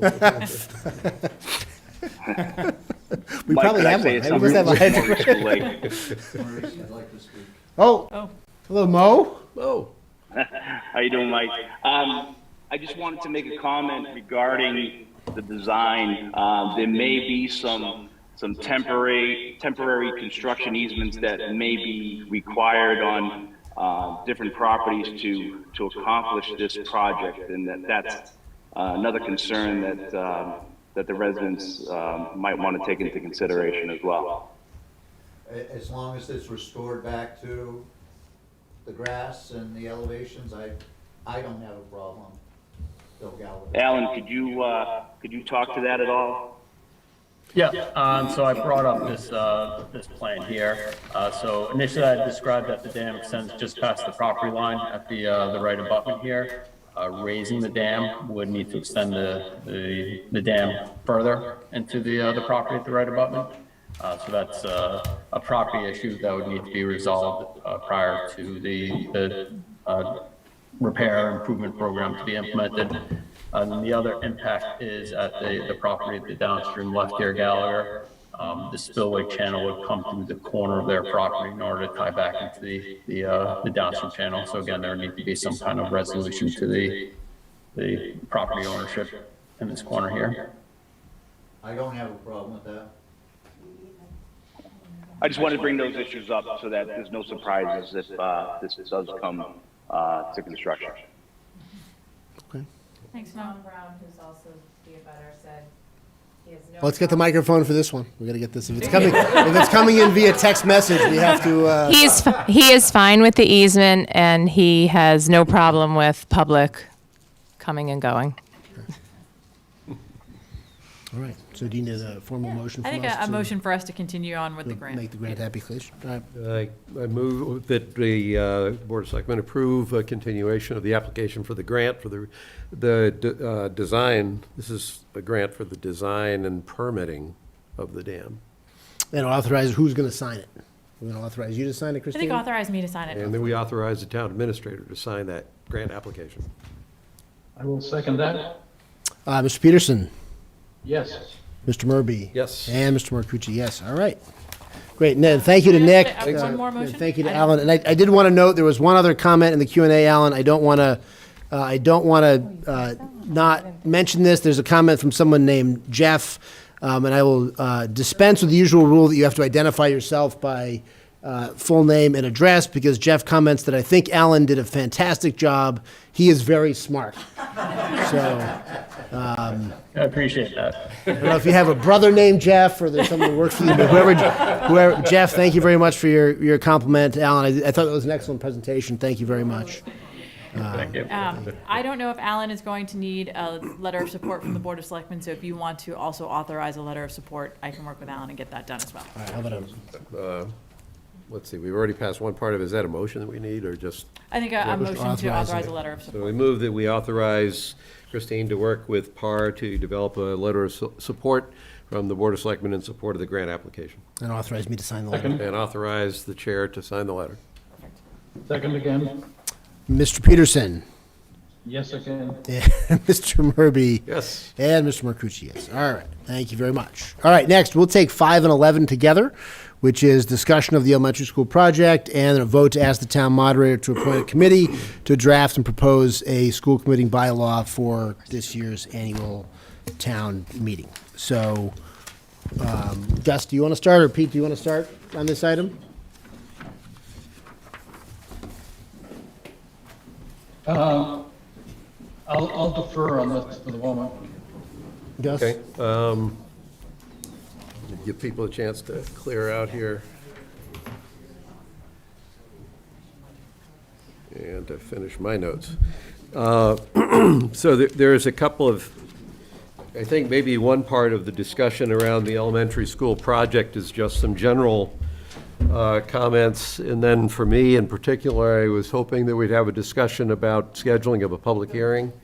I raised that as an idea. I think I raised it as an idea. I don't think that the two of you have committed to that at this point. So as I go into this, I'm thinking that that's an open question of where we go from here. We've had between the holiday season and then the Omicron surge in January, from my standpoint, we in the school committee have largely lost a good part of 2 months in terms of trying to recover from the failed project. And I say that because I think those are both valid reasons for why it happened, but to the extent that the town and the schools are interested in moving ahead quickly or with all due deliberate haste to get a revised school project on and before the taxpayers, I'm assuming we're still working against the deadline of the May town meeting to bring that about. So we took time to get to here. Maybe didn't get down as much around the upfront conversations as we might have wanted to. The deadline for when we have to have some things done, if we're going to move ahead with some type of a new project, that deadline hasn't changed unless we wind up for some reason or another pushing our own town meeting out into June or something like that. So my sense of concern around this is that we need to get this thing moving if our interest is in moving ahead quickly. From my standpoint, the first step forward in doing that would be to have a public hearing open to the public, and the main purpose is to collect feedback from the members of the public that wish to be heard at that hearing about what they believe the town needs to take away from the town meeting and the election results, and provide individual guidance on what they think needs to be taken into consideration as we move forward from here. So that's kind of where I'm hoping we could go, and I'm hoping that we could schedule a public hearing in, ideally, I think February is when, it seems to me, we should want to do it. There's two things I want to bring up. that are just me trying to understand where the schools want to go. The first point is this, while we get involved in supporting the school project itself, fundamentally this is a school project. And the schools are the ones that kind of need to tell the town what it is. The school committee and the school department needs to tell the town what would it like to see happen in light of the experience we've had in the last several months. What would it like to do now to move forward? I had started off when we first talked about this in our first meeting with the assumption that we were all looking to move forward very quickly. I thought that an implication of that was that we would be moving forward without a participation in the MSBA's program. And that has implications, but maybe it had some advantages.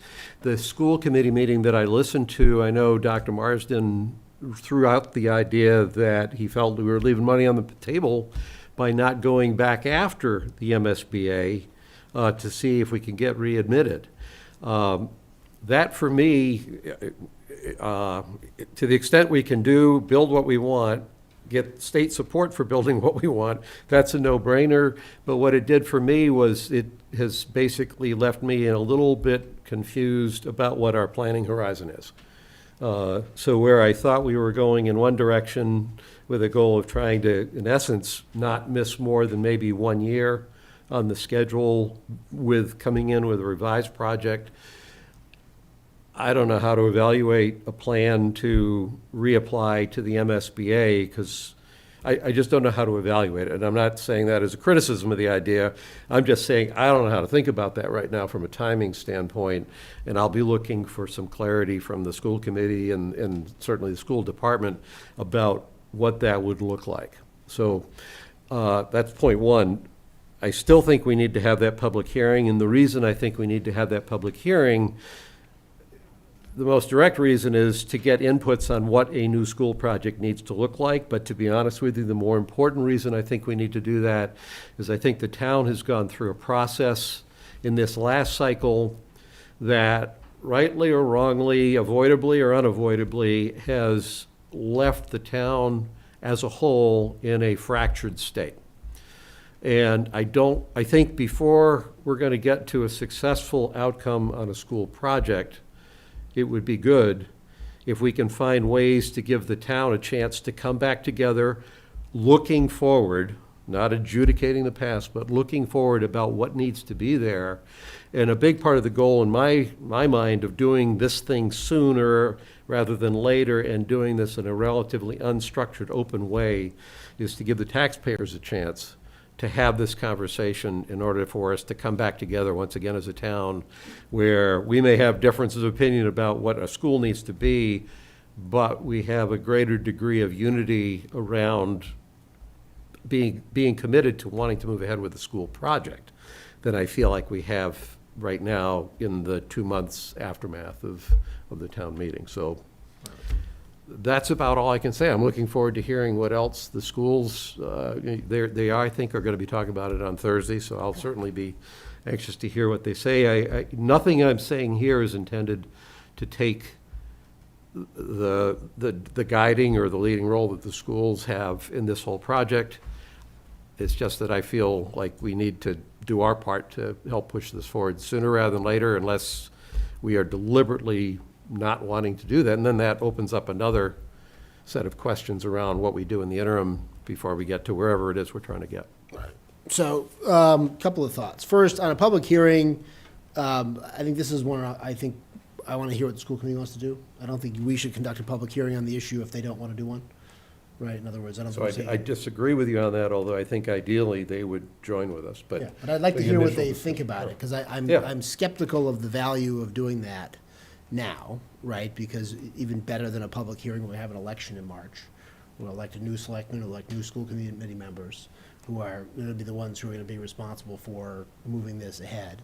I don't think it was ever realistic. It's not realistic to think that we were going to make a substantive decision about what comes next at this year's town meeting. So I'll just tell you how I've thought about the sequence of events here, right? We're going to have, hopefully, an uncontroversial bylaw on the appointment of a new school building committee at this year's town meeting. And so my view on the timing is, assuming that passes, we will then be in a position to appoint a school building committee under the auspices of that bylaw, and potentially also appropriate money for some type of a study, which I think we have to scope out exactly what it's going to be, for that school building committee to undertake. And I think that school building committee, the new one, can undertake a review of what the options are in a period of time that, again, if my view on the MSBA is we should not preemptively take it off the table. And that whether it makes sense to be in the program or not depends, in part, on what we're going to do. Right? I think there are options on the table that it's likely the case that participation in the program would be cheaper, and somewhere it wouldn't.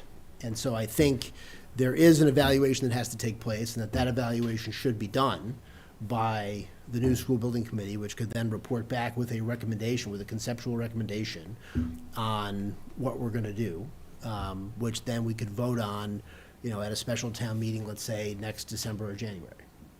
We'd be in a So position you're not suggesting then that the application to the MSBA go in this April? Well, there's no harm in putting it in, right? Because if you don't apply, you're preemptively making the decision not to go into it. And I wouldn't want to prejudge, if we're going to have a new school building committee, which I think we should, to take the overall charge of the project, I don't think we ought to prejudge that committee's set of options. So let that committee review what the options are, have enough professional assistance that you can get to the point of, as they say, a conceptual recommendation that would then prompt a town meeting vote on, and then an override vote for funds for the design of that. And if that building committee comes back with a recommendation, let's say we reapply to the MSBA. And again, I'm not prejudging that either, but there's a deadline for that. So if we don't apply, then we're just deciding not to go in. And I'm not sure I'd want to preemptively make that decision rather than having a full review of what that would mean, again, under a new committee, because, and then if they reported it back in December, that's when we'd find out if we were in or not. And if we're not in, then we don't have a choice to make, right? If you're not in, you're not in. And I think we would probably then move ahead without it, rather than apply again. And if you're in, then you've got to decide, do you want to accept it or not? Right? And I think depending on what the concept is coming out of that, will tell us whether it makes sense to accept it or not. And it may not, it may.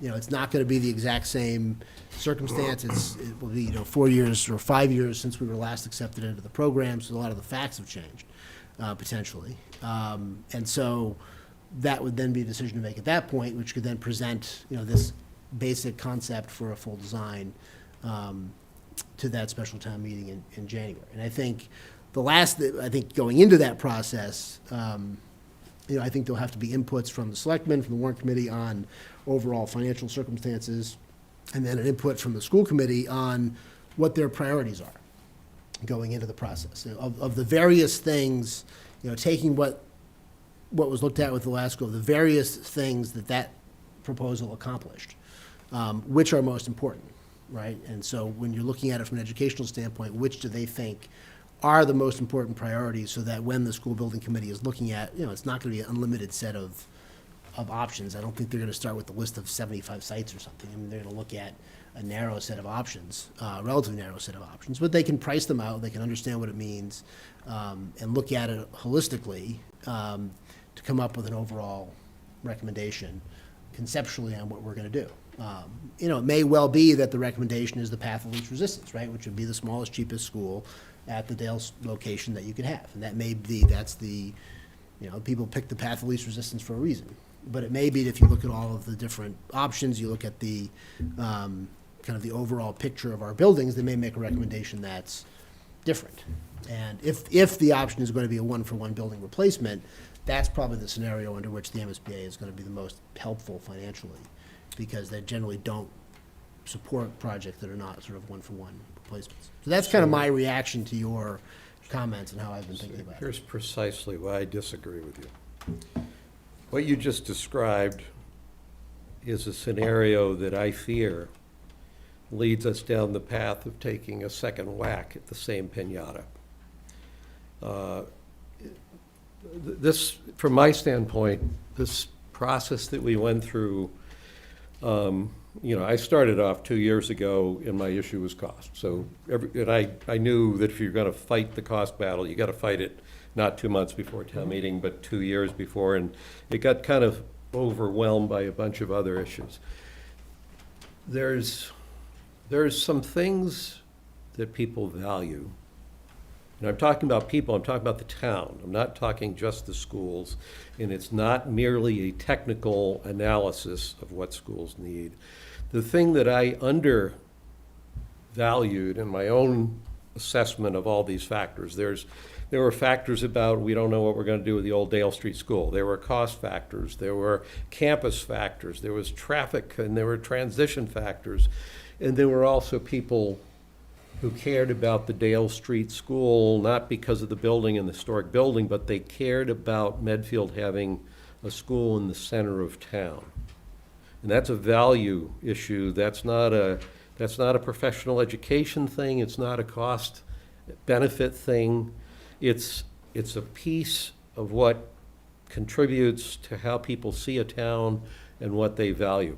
I understand that value because I've fought and lost battles on that front in other areas. So I understand it, but in this particular situation, I underweighted the significance of that in my own thinking. I looked at got different opinions, and I was totally neutral on location. What I think is important is for that building committee that you're talking about to have inputs from the town. It's not a question of which of these things is the most important. It's how do we come up with a plan for a school or a school configuration, and this is where the MSBA part falls apart. If we needed to be rethinking about what our class grade configuration in town is in order to get to where we want to get, the fact that the MSBA only wants to pay for a building, and the argument was we can't change the configuration because the MSBA will only pay for a building, we need a more strategic thought process there before we decide we're going to commit to that, because we're just locking ourselves into a problem, if that's, if that's it. I agree with you 100% with what you just said. That's why I've proposed doing it the way I've proposed. Because How are you going to get the inputs from the town? Okay, let's work with that. The school building committee is going to do it. I am skeptical that that's going to happen. Why? Experience.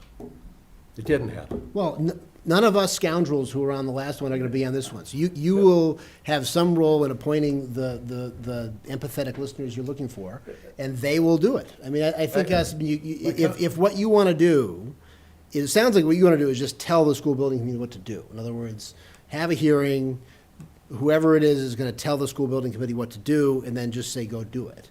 And all I'm saying is that why not have it recognizing the criticisms of the last process?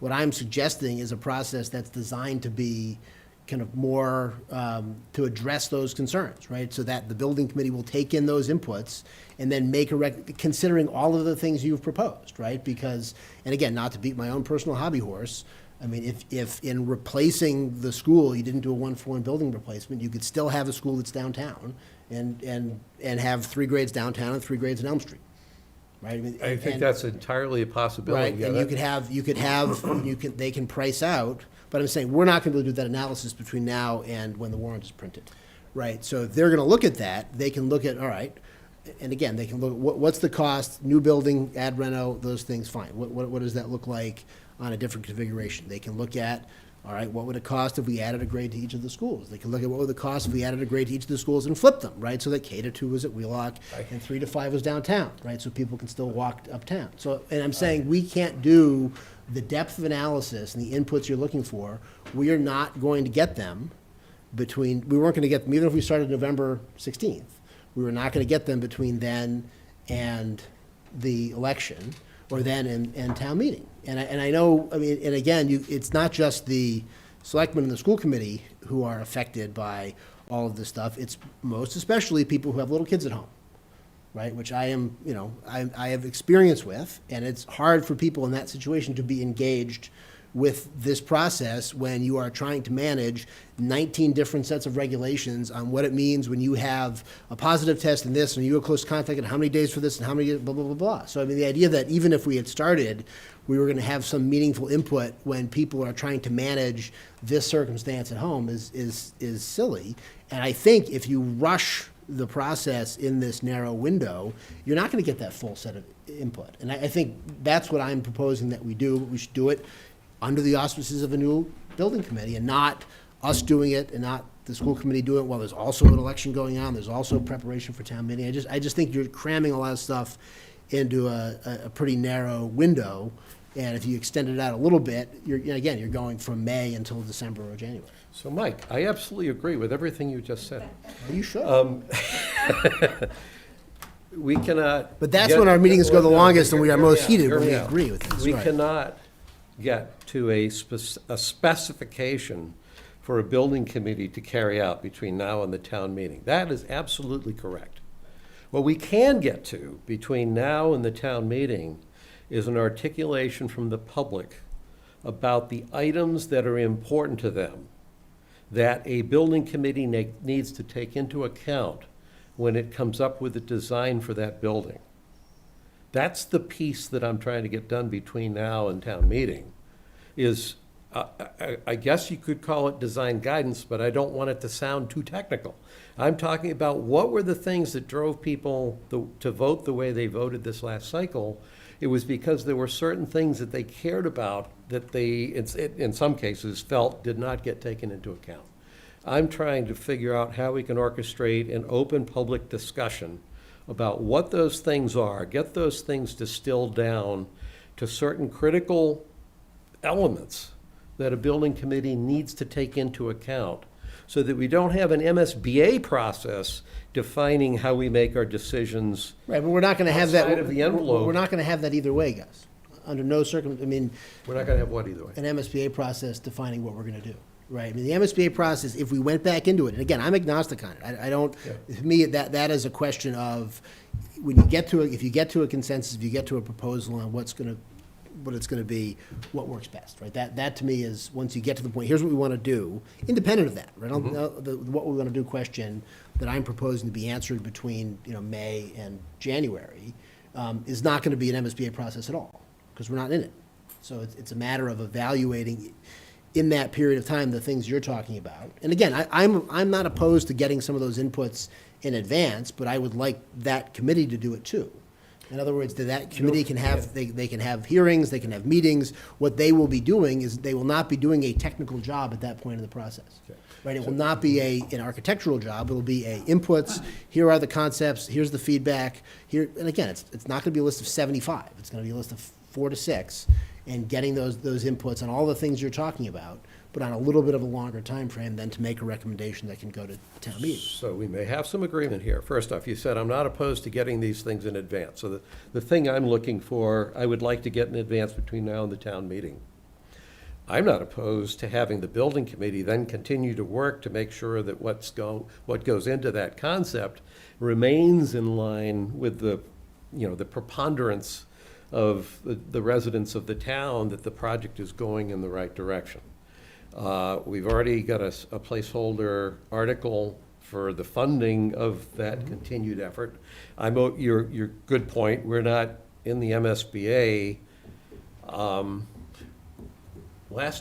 This last go-around, it took us longer than we thought to get our project accepted. Are you saying apply to the MSBA, but go through this process, and either we get accepted into the MSBA program or we don't? I guess then, I understand we may not have an answer yet, but that's a fork in the road. That It's either a says, fork in the okay, you road, don't accept us, that we're would gonna be move in ahead. December, That's fine, yeah. at the end of this part of the process that I'm describing. So if Because you're good part with- of if this you're is good with the also upfront part, Part of this I'm is good also with the back part. Part of this is also a bandwidth question, right? And if you have a school building committee that is focused on this, the selectmen are going to be focused on the hospital this year significantly. There's going to be a significant amount of time spent on that and these other matters. So. And then the school building committee then is going to be focused on this particular question, on getting whatever inputs from the public. And again, as I say, I'm not opposed to having a public hearing in advance of that. I just think, given everything that's going on, right, given the timing of the election, the timing and we're not going to be out of the logistical challenges posed for a lot of our families by the pandemic and the restrictions related to it, in short order. I don't see a big shift on a lot of these restrictions coming in the next 6 to 8 weeks that will free up people's time so they're able to participate meaningfully. So you're in the saying you process. don't think we can have a public hearing in February I don't because you think think if the you- restrictions are still going to be in place? I just think that this period of time is not going to be conducive to doing what you, I agree with everything that you want to accomplish. I just am skeptical of the ability of the school committee and the selectmen in this window, when we're also preparing for town meeting and all of this stuff, to do it between now and April, such that we'll have sort of an actionable list of priorities, right? We'll have the list of priorities that are, identified by the people who come to those hearings, right? But not necessarily by everybody, in other words. And I think we do, I mean, certainly from the public discussion, we know a lot of what the concerns are, concerns around cost, concerns around location, concerns around the process, concerns around whether, those other concerns were properly taken into account.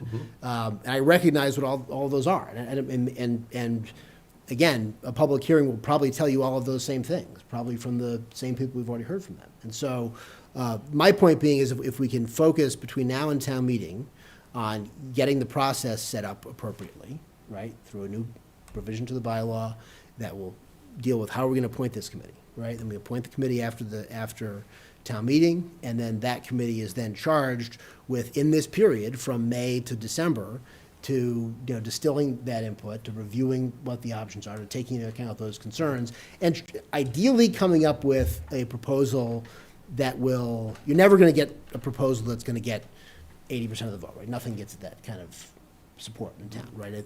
But ideally to get a proposal that enough people are happy with, you have a reasonable chance of moving ahead, right? And that to me, I think that will take, it'll take some technical assistance to understand what the real options are.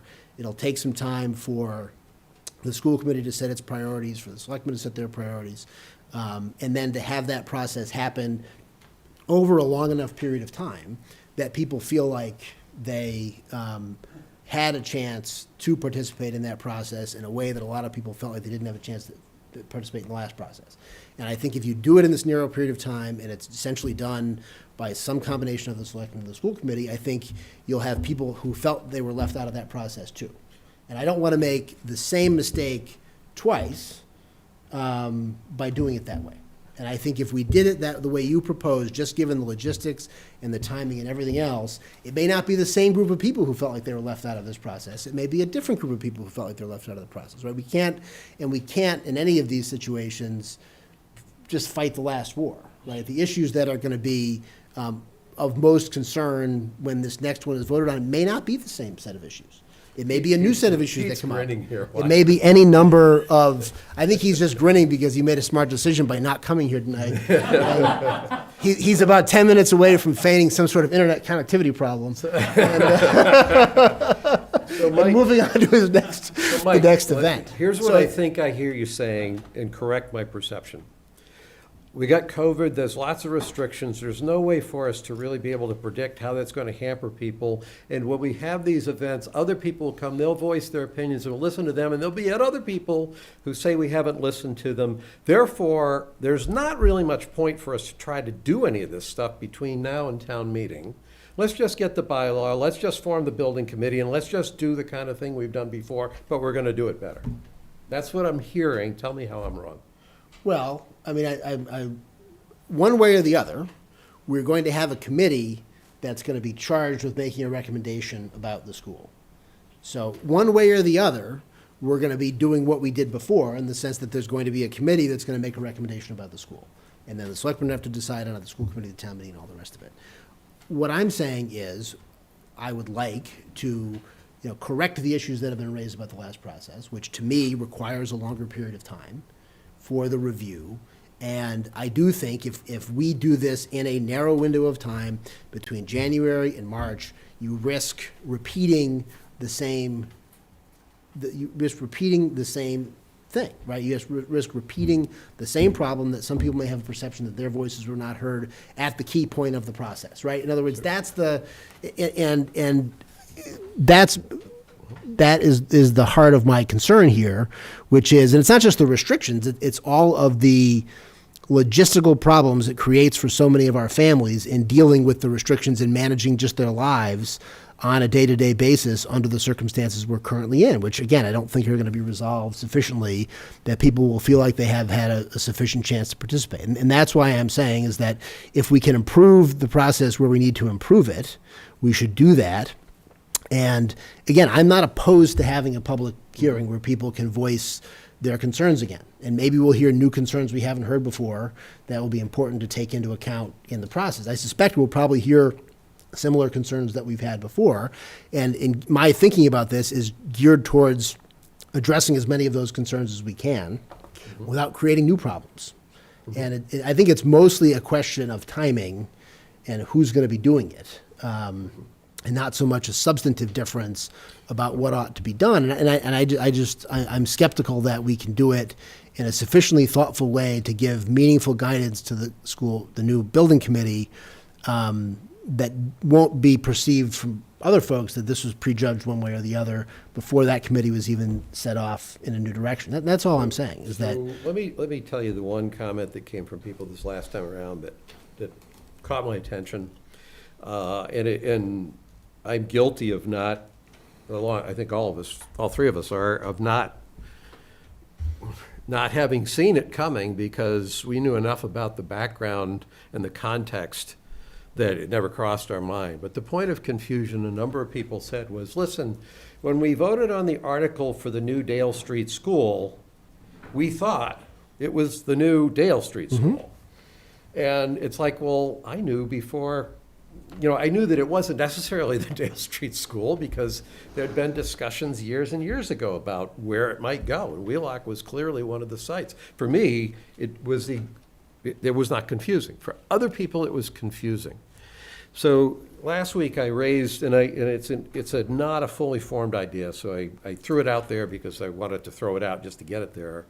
The idea that there would be a non-binding article at the May town meeting that would capture the essence of what people are looking for, that would basically say, listen, here's what we think. The point that you're making is, well, I think we know the reasons. It's like, okay, let's go through a process that gets those reasons or those concerns down on paper that says, as we move forward with this next project, here are the things that we want to make sure are addressed. Or if they're not going to be addressed, because you can't keep everybody happy, that there's a process that goes through that lets people who feel strongly about something have a chance to talk about it, gets debated. Yes, you have to make decisions.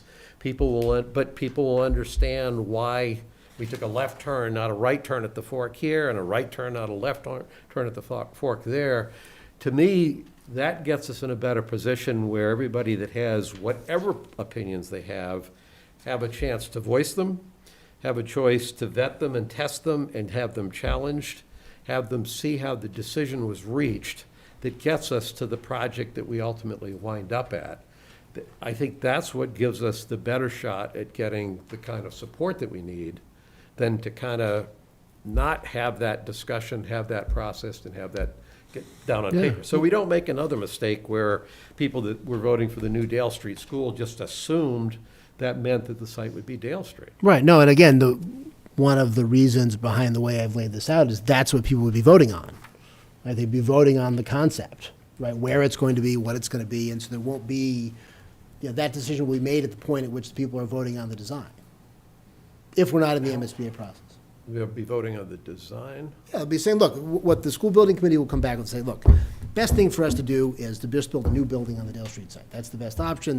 Here's how big it should be, this it should be, and that's the recommendation. Great, we call a special town meeting. We're going to vote on that proposal. Here's how much does it cost to design it, and that's what we'll be voting on at the special town meeting, and then have an override vote to pay for the design. So that exact concern, there won't then be a subsequent site selection decision. There won't then be a subsequent conceptual review. There'll then be a full board design of that particular concept as chosen and voted on at town meeting. I mean, the concern I have with the non-binding article is sort of what it says, right? And whether, it gets voted on without kind of a full vetting in advance of it.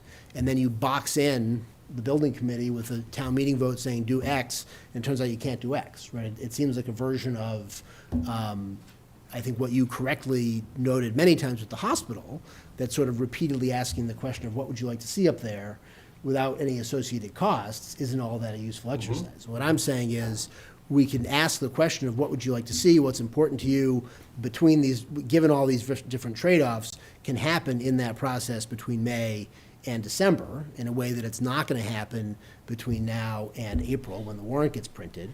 And people will then have a full opportunity to weigh in on those options through the course of that process. I mean, I think obviously there will be changes, presumably, whoever ends up on this committee will have a different process to it, and we'll try to address as many of the concerns about the process from the last time as they can, and then take that input together, have folks focused on that issue, and then present the concept. All right, the concept is this, we've chosen this estimated cost over that estimated cost, let's now vote on this design. And if the people don't like that concept, they can vote it down at that town meeting, having only spent, some chunk of money between now and then on that part of the process to get us to that point, rather than being further into it. Okay. So 2 questions. Yeah. What do you think it's reasonable for us to accomplish between now and the town meeting? Between now and the town meeting, if the school committee wants to have a public hearing, we have a public hearing, and frame that up on whatever questions I don't think the input would be unhelpful. I think it would be helpful for what the next. And if they don't? They don't want to do it.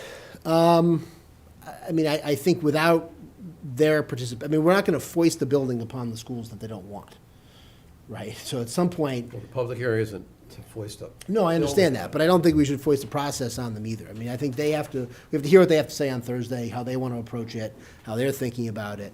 And because I think it would be most helpful if the school committee, if there is going to be some sort of public hearing, that they're a part of it. And so I want to get their, I just haven't talked to them about it, I haven't heard anything to say about it, so get their perspective on it. I think we can accomplish, getting hopefully an agreement on the process for picking the next school building committee, right? And whatever else ends up in that bylaw, we can get an agreement on that, right? Which I think would be helpful in addressing concerns people We're not have going to get raised. agreement on that very soon, because we have a committee that's going to form to Yeah, figure out what they're but again, it's not a committee to, land something on a comment, right? You can draft a bylaw in a month, 6 weeks. This is not, again, this is not, with all due respect to bylaw drafters and municipal, Mark Sorrell, it was not a knock at you at all in any way, but I think it can be done, right? And so that can be done, it's got a spot on the warrant already, that can be done, I think, before the warrant hearing, before the warrant is printed,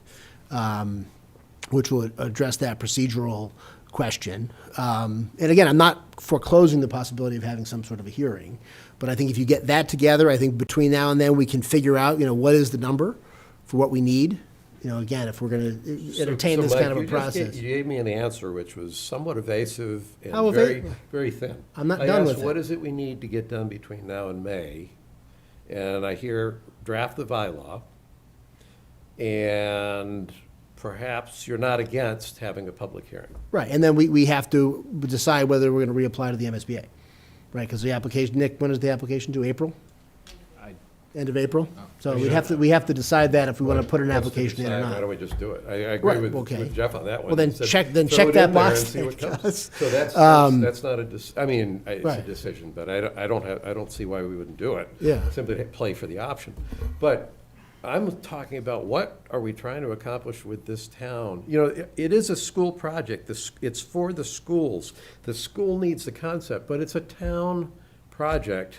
We have a responsibility to help get this thing where it needs to go. What I'm saying is, I think this whole process we just went through in the last year didn't leave the townspeople in a spot that's a very good spot. So I'm making the argument to try to find a way to give people the chance to say what's on their mind, to air their views, to have those views influence the thinking of that building committee.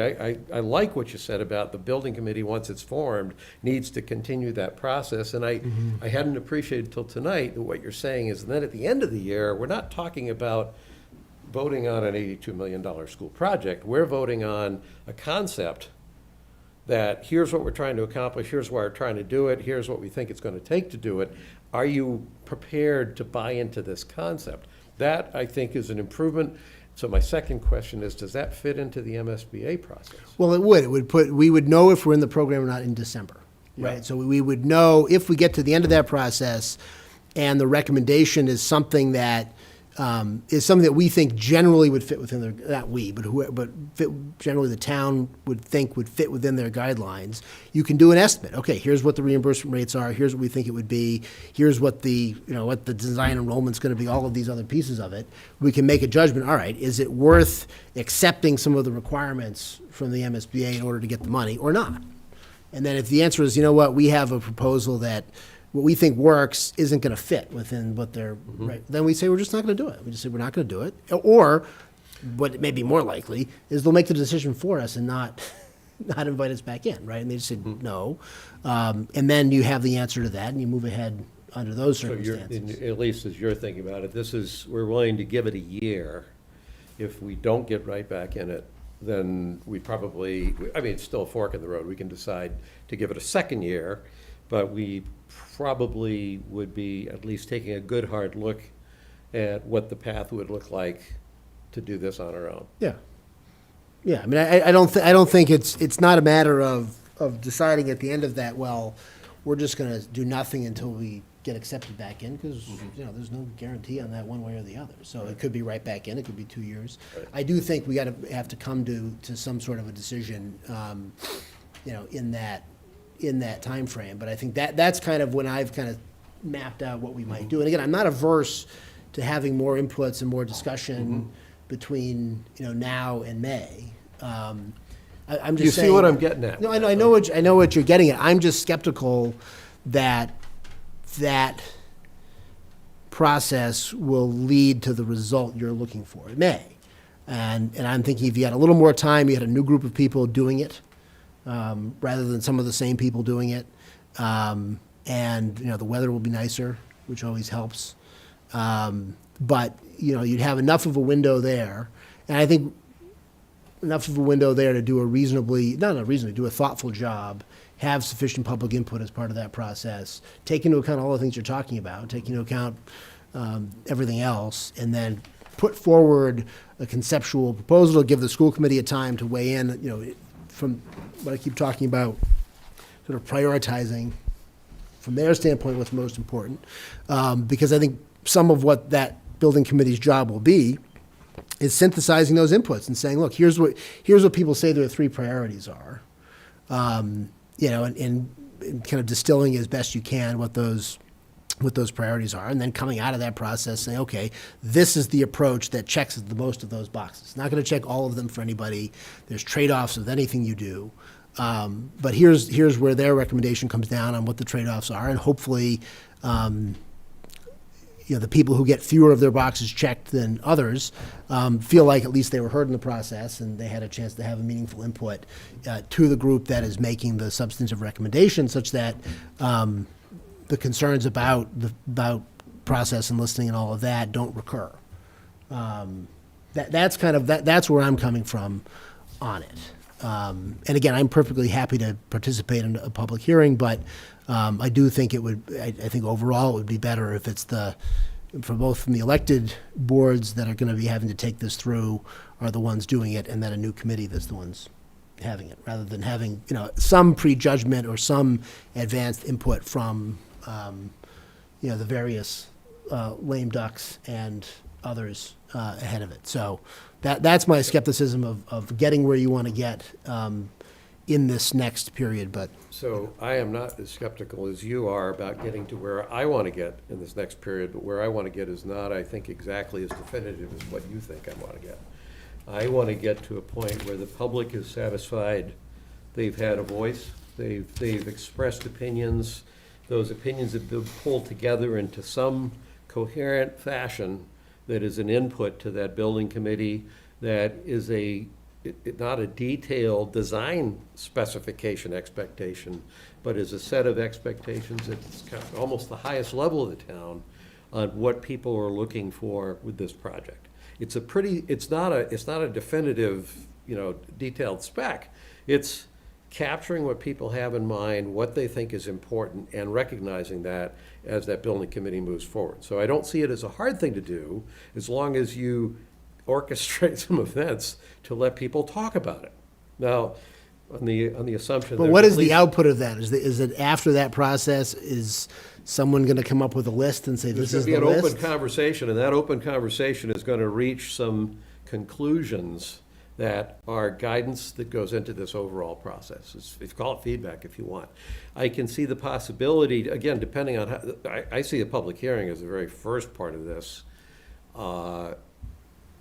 In my head, I had said it would be good to form a committee of people who basically have diverse views going into that discussion, who have demonstrated an ability to be collaborative, and who didn't play any key roles whatsoever in this past process. So it's more of a citizen committee that gets together, says, okay, give us your advice about where we should go. You lived through this, you've heard all this, you all have all of those perspectives. Give us your best statement about where you think the town needs to head. It's a non-binding, it's a recommendation, it's a viewpoint. And the purpose of it, as much as anything, is to give people in town the opportunity to say what's on their mind and to have their voices heard, and ideally have a new group or a group of probably opinionated but collaborative people to come together and come up with a coherent statement of what that needs to be. It's soft. If they don't do a good job, then it doesn't do us any good.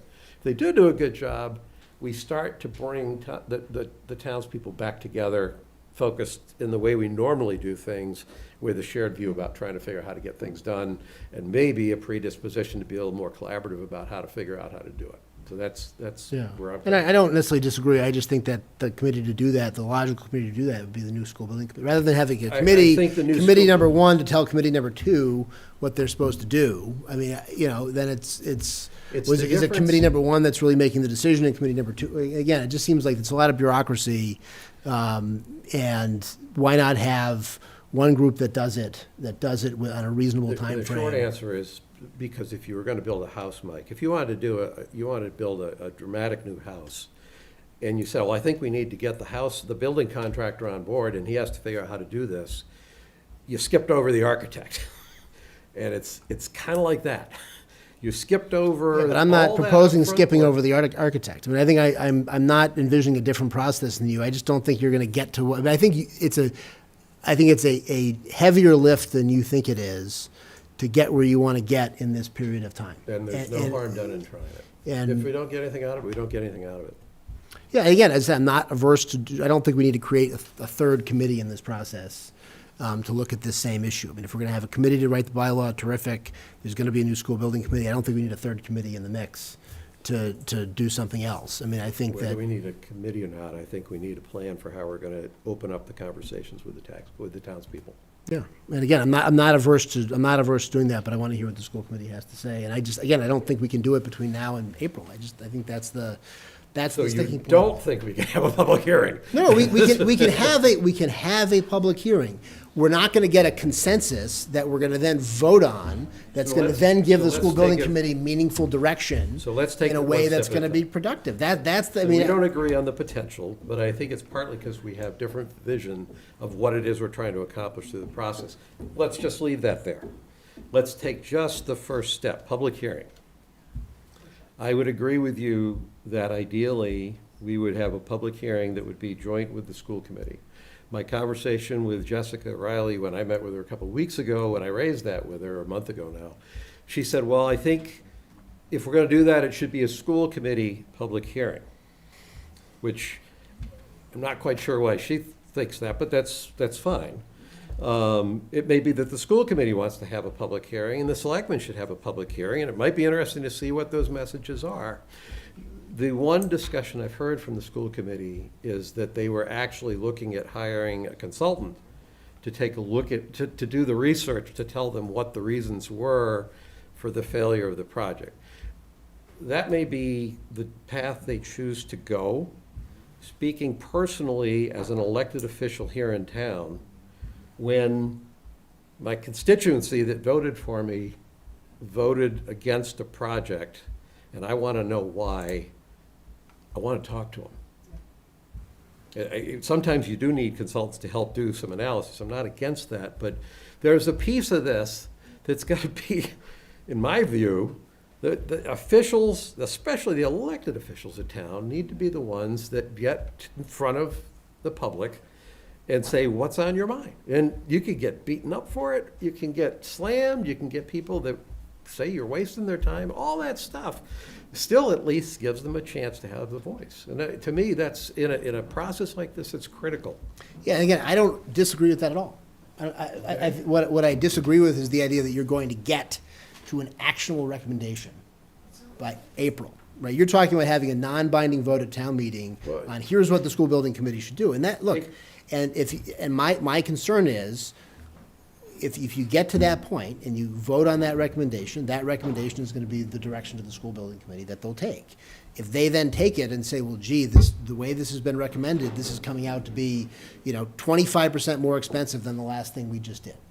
You've made two arguments, Mike. One argument was, I don't think you can do this between now and the town meeting, because whoever you do involve in the process, there'll be other people who say they weren't involved. So I had thrown the article idea out there because, well, that would be one way for the people who think they aren't involved to sit there and register their displeasure. I'm not hung up on that article because I actually think this process will come out with some conclusions from the people who choose to participate. But if there's a major concern that will be yet another selected group of people trying to push their narrow views, then I don't know how you figure that out without that non-binding article. Or you're saying we can't really do anything meaningful between now and the town meeting. I feel like we're chasing our tail here in this argument. I haven't said we can't do anything meaningful, Gus, and I don't know if the question is, can we meaningfully get feedback from people about this in the spring? The answer is yes. Okay. I think, can we come to a concrete direction that's going to represent the high-level consensus of the town between now and then? I think that the answer is no. That's fine. How do you propose to do the first thing? Well, I've already told you what I've proposed. I'm happy to have a public hearing. I'm happy to have 10 public hearings. I mean, have me at one of these meetings from now until the last day of my term. Whatever it is you want to do, I'm happy to do it.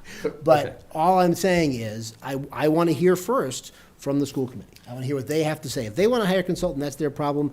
I don't think when we have this hearing, we're going to hear that much that's new. So right? I don't think we are. I think I have a grasp on why people voted no. I think I have a grasp on why it went the way it did. I don't think that we're going to be shocked. Someone's not going to come forward with saying, well, really what I wanted was a 10-story building, and I voted no because it wasn't a 10-story building. I think that's probably not going to be the concern. I think we're going to hear the concerns that we've heard all along. And I think... so if you have a grasp of why, what conclusions, if I can push you, if you don't want to say them, it's okay. If you have that grasp and you think you know why, what do you take from that insight in terms of the key guidelines in your mind, just your own mind, sure, for where this project needs to go to get to the project that we need to have, that will have town support? So, number one, all right, we need to get a consensus on the process for picking a school building committee, because that was a concern that people had. People felt the committee was not representative, the committee did not listen, the committee did not take into account their concerns. That's a concern that people had. And I understand why people feel that way, right? And I get it. And if you look at the composition of the committee, it was not, looking at it in hindsight, because I don't think of it this way in foresight, it was not a broad-based committee. It was 5 people who were on the Permanent Planning and Building Committee. And again, they're very talented people. They're regular residents. They're not employed by the town. They had no interest in it. Originally, it was then a selectman and a school committee member, right? So you have 7 people who are sort of already, kind of inside type people.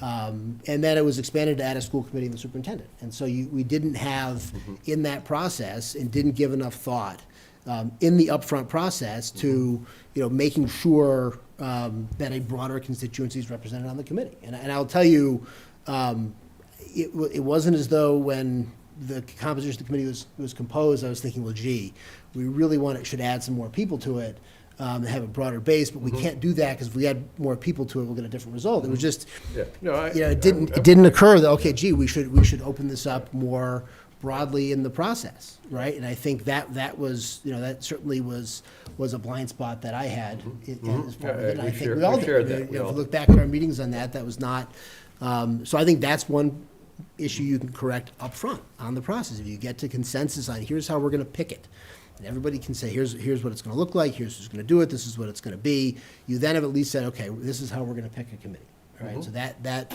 people have input on that. So that's the first part of it.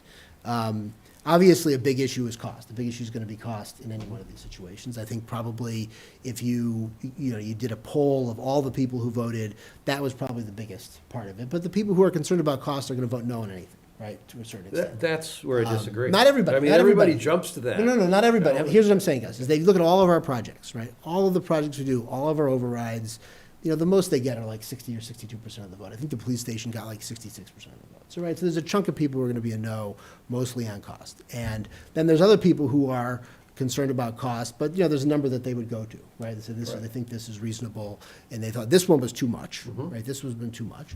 And then there are other people, obviously, who I think probably would have voted at that cost if it was in a location that they preferred, right? If they liked the downtown location, that was an important thing for them. And again, I think that's a perfectly valid concern. I don't think that's I don't think it's a purely technical question. I don't think it's a purely question of picking just purely the cheapest option. And so, when you have something that is as close as this was, it's overdetermined, right? You can pick any group of 150 people, and they're going to have a different set of views on why they voted the way they did. So those were the takeaways that I had. And my view of it is if we fix the process up front, that we can do. And then in the second part of it, the substantive part of the process, what we're going to do is try to take into account those concerns, because I think one of the concerns you had from a lot of the people who voted yes, and there were a lot of people in town who voted yes too, is, look, I have young kids. I moved here for the schools. The school's in terrible shape, and I want a better situation when my kids go through the schools. And I want to be in a town that values the schools. And so there's that timing question, sort of that on their minds. And so that, again, as I see the substantive job of the school building committee, which I see as a substantive job, is trying to distill those concerns. How do you address that combination? I think we can address the process, which I think is a meaningful contribution we can make in advance of the town meeting. I don't think that's a negligible thing to do. If we got consensus on that to the point where that was not going to be a controversial issue the second time around, that I think is an accomplishment in moving forward. And then how do you balance the concerns about cost with the real educational concerns that the school committee and other people have, right? And again, I don't believe that the buildings are the most important thing and all the rest of it, but look, people who move here, who intend to send their kids to the public schools, they want an education that is consistent with an excellent public education in Massachusetts, right? And so there are physical building components to that. And so when you look at that approach, how do you take those concerns and then address the other concerns, right? The sort of, not that they're non-educational, but they're apart from the inside. I think as I described, one of them being is the inside versus the outside approach to education, right? How do you take those together and come up with a proposal that will address enough of the educational concerns that you're getting a useful building consistent with the expectations that people have for an excellent public education in Massachusetts? And then I would throw in it for the mix, because I'm the only one who talks about this, is how does it fit in your overall long-term capital planning, right? And again, that's why I keep harping on this idea that we at least think about whether we're better off with 2 instead of 3 elementary schools, just given the assumptions that we have, and obviously that was a big factor in where I came out on the last school anyway, the assumptions that we have when we built the schools that we have, which were all built in the 1960s and earlier, the cost of the buildings are higher, the contributions from tax bases other than the property taxes of Medfield residents are less. And I think when those underlying economics change, we do have to think about, all right, how important is it that we have 3 versus 2? If it's still important that we have 3, that's fine, but that we go into that sort of knowing that, okay, we're making this decision now, we're going to be cabining in some ways the decisions that people are going to make down the road as a result of this, and do that in a clear-headed way and understand what comes next. So I think that's, and I'm sorry for the long answer, but I think that's kind of where, I've come to on all of this, and looking ahead and where we go from here. So first, thank you, even though it was a long answer, thank you for providing it. You're welcome. I bill by the hour, so I saw that I was going just past the next 6-minute increment.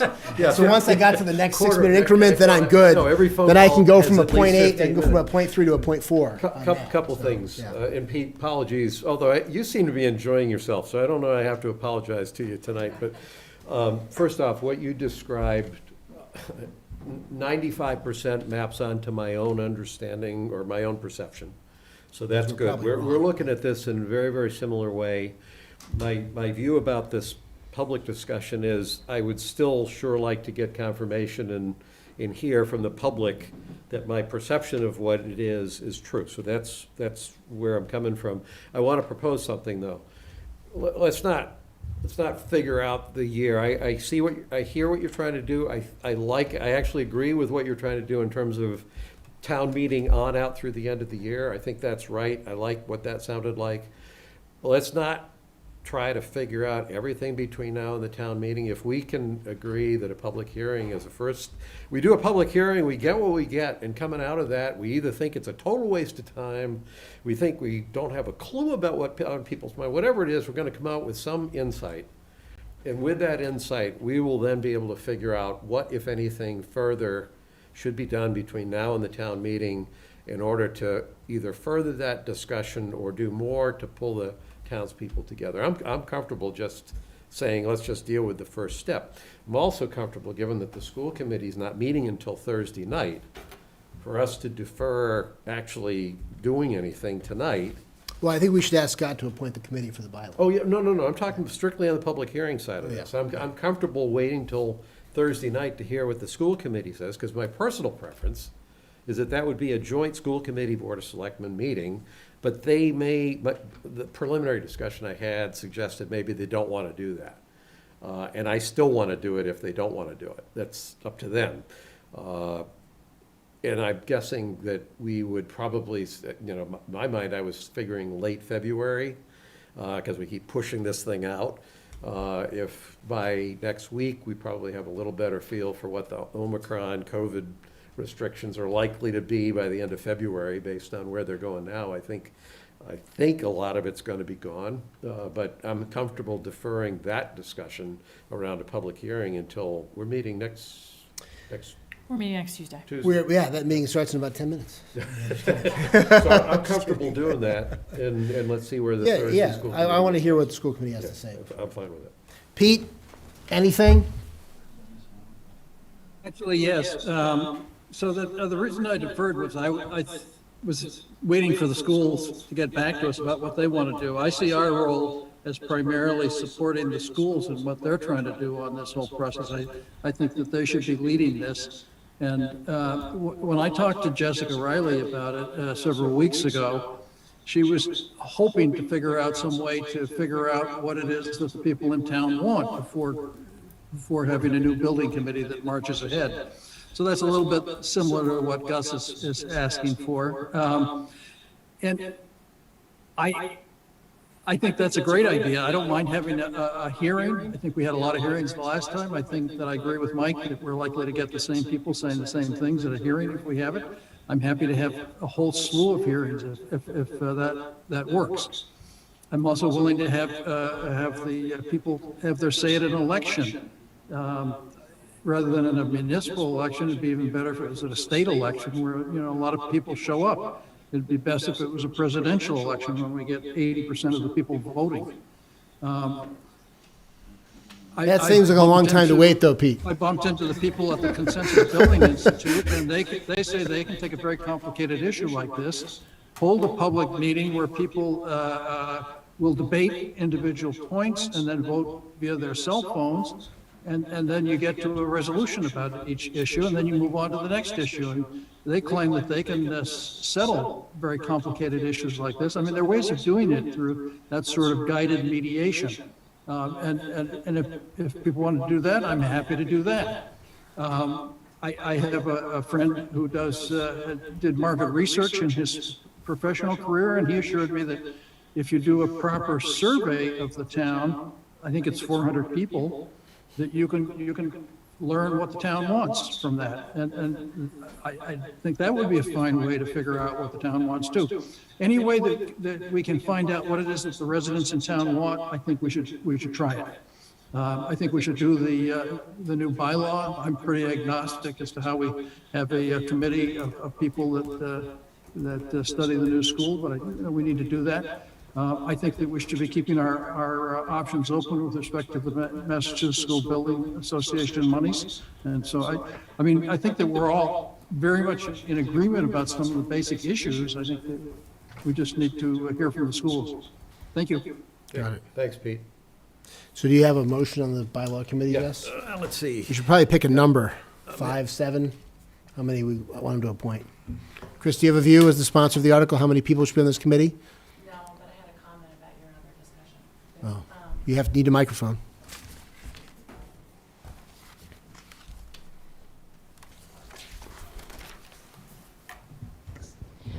Just to, Chris Potts, 7 Curve Street, just to follow up on your long discussion back and forth debate.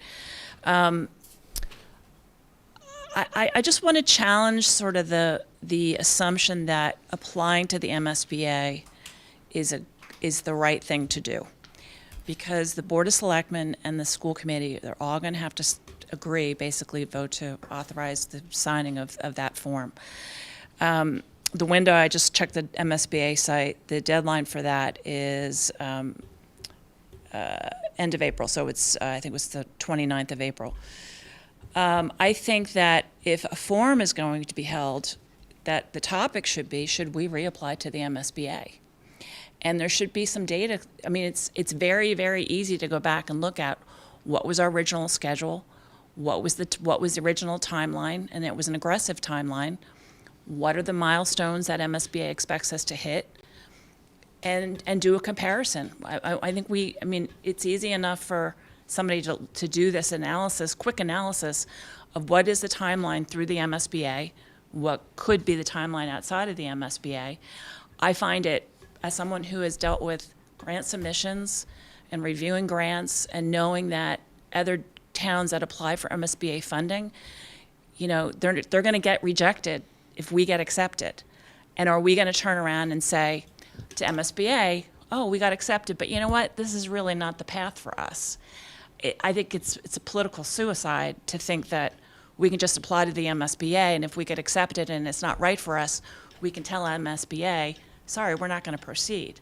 I think that could hurt us for future requests from MSBA. They may just say, heck with you, why would you apply? So I think in terms of having a forum, people really need to understand the pros and cons of just simply reapplying to MSBA. And what would it look like if we didn't apply and if we decided to self-fund and do a comparison? And have that be a focus of a forum with some good questions and answers. I'm not sure how you would get people to come up with an answer to that, Chris. I mean, it's like, at that point, at the decision, do you go and apply for state support or not? I don't know how I would answer the question that you'd like. If you're talking about doing this before the end of April, I don't know how you'd answer that question. Because if you sit there and say, well, here's the school we want to design, and if we go MSBA, we're going to have to lop this off, and we're going to add 3 times of this thing over here, and we can't do that, and we have to do this. And so the school we thought was ideal is going to look like a piece of junk, but you'll get MSBA to fund it. Then I would understand. But to be honest with you, I think, to me, it's not that it's a throwaway application, because I agree with Dr. Marsden. If there's money that we can get from the state and still allow us to build the kind of school we want, then why not? Well, because I think that there's all these other questions that came up with concerns about MSBA itself, in terms of it will lock us into an enrollment. There's not flexibility with that. It will not allow us to do a mixed-use facility. It has to be for a school. Leaves the question of, well, what do we do with park and recreation? If we went a self-funded route, could that potentially, if we did our own mixed-use facility that incorporated park and recreation, could that potentially save us money? I just think there's a lot of questions. I think there's upsides and there's downsides to. But I don't know how, I agree with you, but I don't know how you process that complex a decision. Well, you can between now and April to decide, because if you don't do this in April, then we've basically made a decision to wait a year. As opposed to, I'm less worried about getting the MSBA angry at us because we applied for something and they said, yes, we want you to do it. And then we said we don't want it, because I want the town to have the option. The other ones leave us with we've either second-guessed the MSBA or we've basically precluded an option. I'd rather, for the April decision, as long as I have confidence that we're not trying to take a second whack at the same pinata. If this is just a rationalization to go down the same path and see if we can't get a different group of people at a town meeting sometime, I'm not supporting that. Yeah. But the idea of simply not precluding the possibility of us being able to work out a way to get that to work, and we don't have to actually commit to it until, it would be a miracle if we do get accepted. If anything, in my head, I'm saying we have to proceed as if it's not going to be accepted, because hardly anybody gets accepted the very next year. But Right. I have seen in other communities where they've actually had a forum on this topic. Like Tisbury, they had a forum on this topic just to, to talk about the pros and the cons of the route that they want to go forward. And they presented a lot of really good information. And there's other towns that have analyzed whether or not they want to self-fund or go through MSBA. And I think there's a lot to learn just to figure out what the thought process was in other towns. I think between now and April, that kind of a discussion here will simply build on the turmoil that we've already generated for ourselves.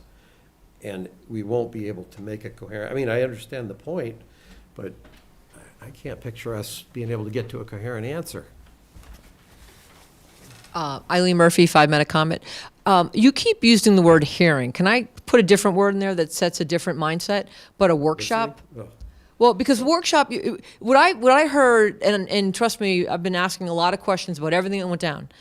A lot of people just felt like they weren't given the opportunity to ask questions. Like what you're hearing now is, well, what about if we are not in the MSBA, because the town more or less said at the town meeting, we'll give you $62 million to work with. Because 60% of the town said, I'm okay going forward with this plan, and that meant $62 million.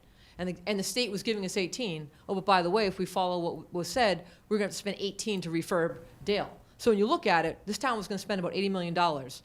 Right? Are you following where I'm coming from? No, because I don't agree with your $62 million. Well, all I'm saying is at the town meeting in May, at the special town meeting when the 60% of the town said, yes, let's go ahead with this, which said they were saying, we are okay with spending $62 million. 40% said, no, we're not appropriating $82 million. Are you following that?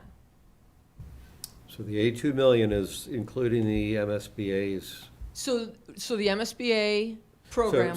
I think what you're saying is we needed a 2/3 majority at the town meeting. We didn't get that, but we got 60%, which tells you that 60% of the people would have been willing to spend $62 million, $63 million. Exactly. But then I'll come back and say, and then the election, more than 50% said they wouldn't. No. Okay, but just follow my train of thought. I don't disagree with at the town election, everyone came out and said, okay, now we get a chance to say straight out, no, we don't want the program, let alone appropriating the dollars. We're not going forward with this at all.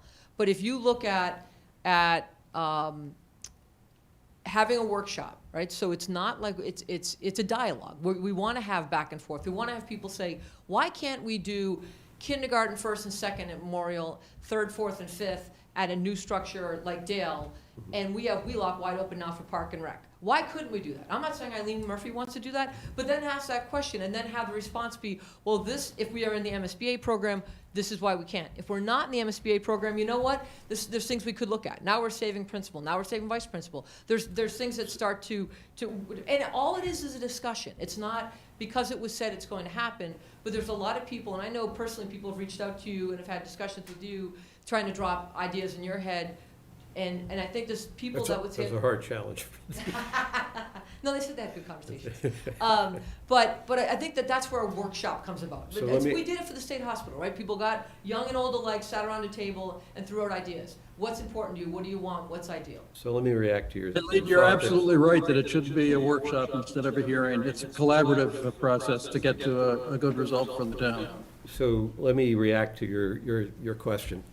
The public hearing I'm talking about that I envision is a very simple question for the people who come, and certainly as a dialogue, but it's a very simple question. What do you all want to make sure that the town takes into account as we move forward to create a new project and rethink this project to go forward? What are your inputs that need to be things we should take into consideration for sure as we go through that process. That's the public hearing I'm seeing, and that's a public hearing and a discussion that I think is appropriate for the Board of Selectmen to have, and it would be totally appropriate for the Board of Selectmen and the school committee to jointly have, that says, tell us what we should take from this experience we just had to carry forward and how we think about this forward, going forward.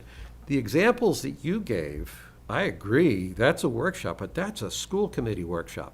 Why can't we have these grades here? I totally agree, that's great, but that's not, if that's, you know, that's not us, that's the school committee, and that's their call. But that's whoever hosted. I mean, I'll do it next Tuesday. That's what it takes to be like, okay, let's get that dialogue going, and then that information gets shared with school committee. Because I think what played out this past year was it almost sounded like 9 people were dictating what was going to be a day, and then people felt like their voices weren't heard, and then unfortunately we didn't accomplish what the town really wanted. We wanted a new school. I mean, that's where I'm passionate that we wanted a new school. This town wanted a new school and we didn't get it, and that's wildly unfortunate. So now how do we move forward to make sure that next go around we get a school? So, yeah, so the part I care about is that open dialogue to what do we take, what do we learn, what do we carry forward. The part you're talking about, I understand. I actually think for the schools to get to an out-of-the-box solution, meaning not just a retread of what we just had, it's going to take those kinds of questions and those kinds of considerations. I have personal opinions about what might be there. It's not my, it's not my business as a selectman. That's the school committees, and I'm trying to walk a fine line, because it really is, Mike's right. This is a school project for the schools, and we all should be focused on supporting what the school committee and the schools want to do. And there's nothing I'm saying here that wants to lose sight of that, but I'm saying, but on the other hand, it's also a major capital project that the town is funding, the taxpayers will be paying for, and that piece of it is in our bailiwick. And as far as I'm concerned, when the town as a whole stumbles in coming to a coherent conclusion on something, which is, I think, what we did this fall, and we've already talked about how we contributed through our own blindness, that's fine. But when that happens, I think the Board of Selectmen can play a role in helping to facilitate the repair of that damage. Absolutely. I think that's important, and that's what I'm lobbying for, that's it. So I'm going to just, one final word, because we do have like 84 more items on our agenda here. So just one, I'll give you 30 seconds, and then you're good. All right. So why don't we have a motion to ask Scott to appoint a bylaw committee? I'll let you pick a number that's 5 or 7 for how many he should put on it in the motion. What's your opinion? Mr. Chairman? Yes, Mr. Sorrell, you're still listening? Oh, yeah. Okay. I just want to point out, in terms of context and background, that there is, as part of school building regulations, fairly detailed provision with respect to these school building committees. It doesn't specify how you appoint people to the committee, but it does specify who they want to see on the committee. Sure. And I think the bylaw will have to be flexible enough to take into account whatever regulations are in place, because hopefully this will be a bylaw that's in place for a long period of time. So we're familiar with that, and I think the committee that does this will take that into account. Right. Thank you, Mark. Yeah, All right, we have a motion. Don't let Mark go off. Okay. Don't let Mark go off. 7's a good number. Mark, Mickey Mantle. last week, Mark, you made a comment, and I think this is relevant to this committee, where this committee is taking a look at the school building bylaw. Your point last week was the school building bylaw will have to fit within the broader context of the town's building bylaw. So I'm thinking it's guidance to this committee. You're dealing with what we do for school projects. What you come up with in this bylaw revision is something that has to fit within the broader context of the existing broadly stated town building bylaw. Is that? In all due respect, I don't recall specifically what I said, but you have 2 alternatives. You can either find a way to put it within that bylaw as a special proviso or an exception, or you can draft a completely separate bylaw that just deals with school building project. Okay. Yeah, so I then- think it can fit within the existing bylaw. Okay. I think that you can just write it in such a way that it fits within the existing bylaw without being inconsistent with it. I think that can be resolved. I think it's a drafting issue. I think it's also a drafting issue around, when we wrote that bylaw in the first instance, we just weren't thinking about the hybrid situation with the MSBA, right? So we tried to use that bylaw for this building. We were rejected. We didn't take that into account when we wrote it. And essentially, this is writing in that if we had somewhat better foresight, we would have said, okay, what happens when we have to have a committee that meets an MSBA standard? How do you write it? How do you write it? And how do you write a bylaw that takes into account the schools are unusual in that it's this sort of hybrid where you have the town owns the land, the schools run the schools. It's a different legal setup than most other town buildings. So do we have a motion? I'm in agreement with that. And sentiment. 7, Mickey Mantle. Okay, 7. Pete, do you have any other numbers besides 7? I don't care. 7's fine. Okay, 7. 7 it is. So I move that we ask the town moderator to appoint a school building bylaw committee, or bylaw committee to review the proposed Draft, school- review and draft. To review and draft. There's nothing to review right now. You're going to draft it. And draft a, hold on, I'll start again. I And move that we consistent with ask the the town article at last moderator. year's town meeting, consistent with the article at last year's town meeting. Yes. As Okay, I like provided by that last too. year's town Okay, meeting. yeah, okay. Yep. Quick, before I have Let's start. something else. Here we go. Okay. So I move that we ask the town moderator to appoint a bylaw committee to review and draft a proposed school building committee bylaw consistent with the article that passed at last year's annual town meeting, consisting of 7 members. I think Pete seconded that. Pete? You voted yes? I read lips. Gus? Aye. And I vote yes. All right. And if you're interested in serving in that bylaw committee, please email Christine, and she'll pass them on to Scott, and Scott will, he's an experienced appointer of committees, and will do a great job, I'm sure. Okay, next, update from the town administrator regarding the American Rescue Plan Act federal funds, and discussion of the Norfolk County's determination on eligible uses of the funds. So I am not happy to report that after last week, I thought I was going to be coming to you saying Norfolk County agreed with us on the final rule, and we'd be prepared to move forward. Unfortunately, after meeting with them, they don't have the same interpretation as, I would say, at least 3/4 of the 28 cities and towns they represent. So the final rule allows cities and towns to use the revenue loss category of up to $10 million in ARPA funding. We have 3.8 million. 2.4 is coming through the county. 1.3 was given to us directly. When we went to the county last week and had our meeting, we assumed we were all set. We could all use the revenue loss category because we were all under that $10 million threshold. The county is interpreting it as the county is the recipient of the funds they're getting directly. They're getting $137 million to then divide out into the 28 cities and towns. They feel they are limited to that $10 million revenue loss category. So for example, if Dedham, Foxborough, and Medfield wanted to use lost revenue, we would use up that $10 million cap. There are quite a few cities and towns that were planning on using that lost revenue category. It really ties our hands in our flexibility in using the funding. We have had several conversations with our delegation to try and get Treasury to change that rule or have a discussion with the county so that the county has the same interpretation as all of us. It's incredibly unfair to bind us to that in a county that does not provide critical services to us. And for example, if I was in Western Mass and I was in, say, Berkshire County, which no longer exists, their pass-through money for the county went to the state, and the state is turning it over to them, and they can then use it under the revenue loss category. So we're being penalized in how we spend our ARPA money because we're under Norfolk County. And we have no option for secession from Norfolk County? We I'm can't- trying. We I'm can't really join, we trying. can't join with Worcester County, or what would? I'm trying to get Millis to come with us. But Christine, is the issue Norfolk County's interpretation of Treasury, or is the issue Treasury's guidance?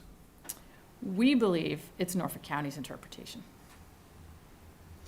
and their auditor's interpretation of that. So that's why we are trying to appeal to both the county and the Treasury to make a final ruling. I don't think they considered those of us that have counties that don't provide critical services.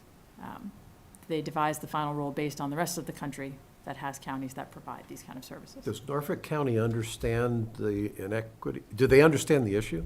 They understand the issue, but they believe that they are bound by the final rule, which would limit them, and if they expended more than that, they would be in trouble for how they are going to be audited for expending the 137. Where's that money that they're not spending the way we'd like to see them spend it going? They would like us to find other categories and not use the lost revenue category. So we'd be limited to expanding broadband, we'd be limited to water and sewer projects, and does not give us the flexibility for what we're trying to do with that money. So there are a couple of things. We're trying to organize a meeting with the delegation to talk about this further. I have asked the county to provide written guidance to all elected officials as to their interpretation so that we have something in writing other than my reporting on that meeting. And we would like to appoint you to the Norfolk County Advisory Board.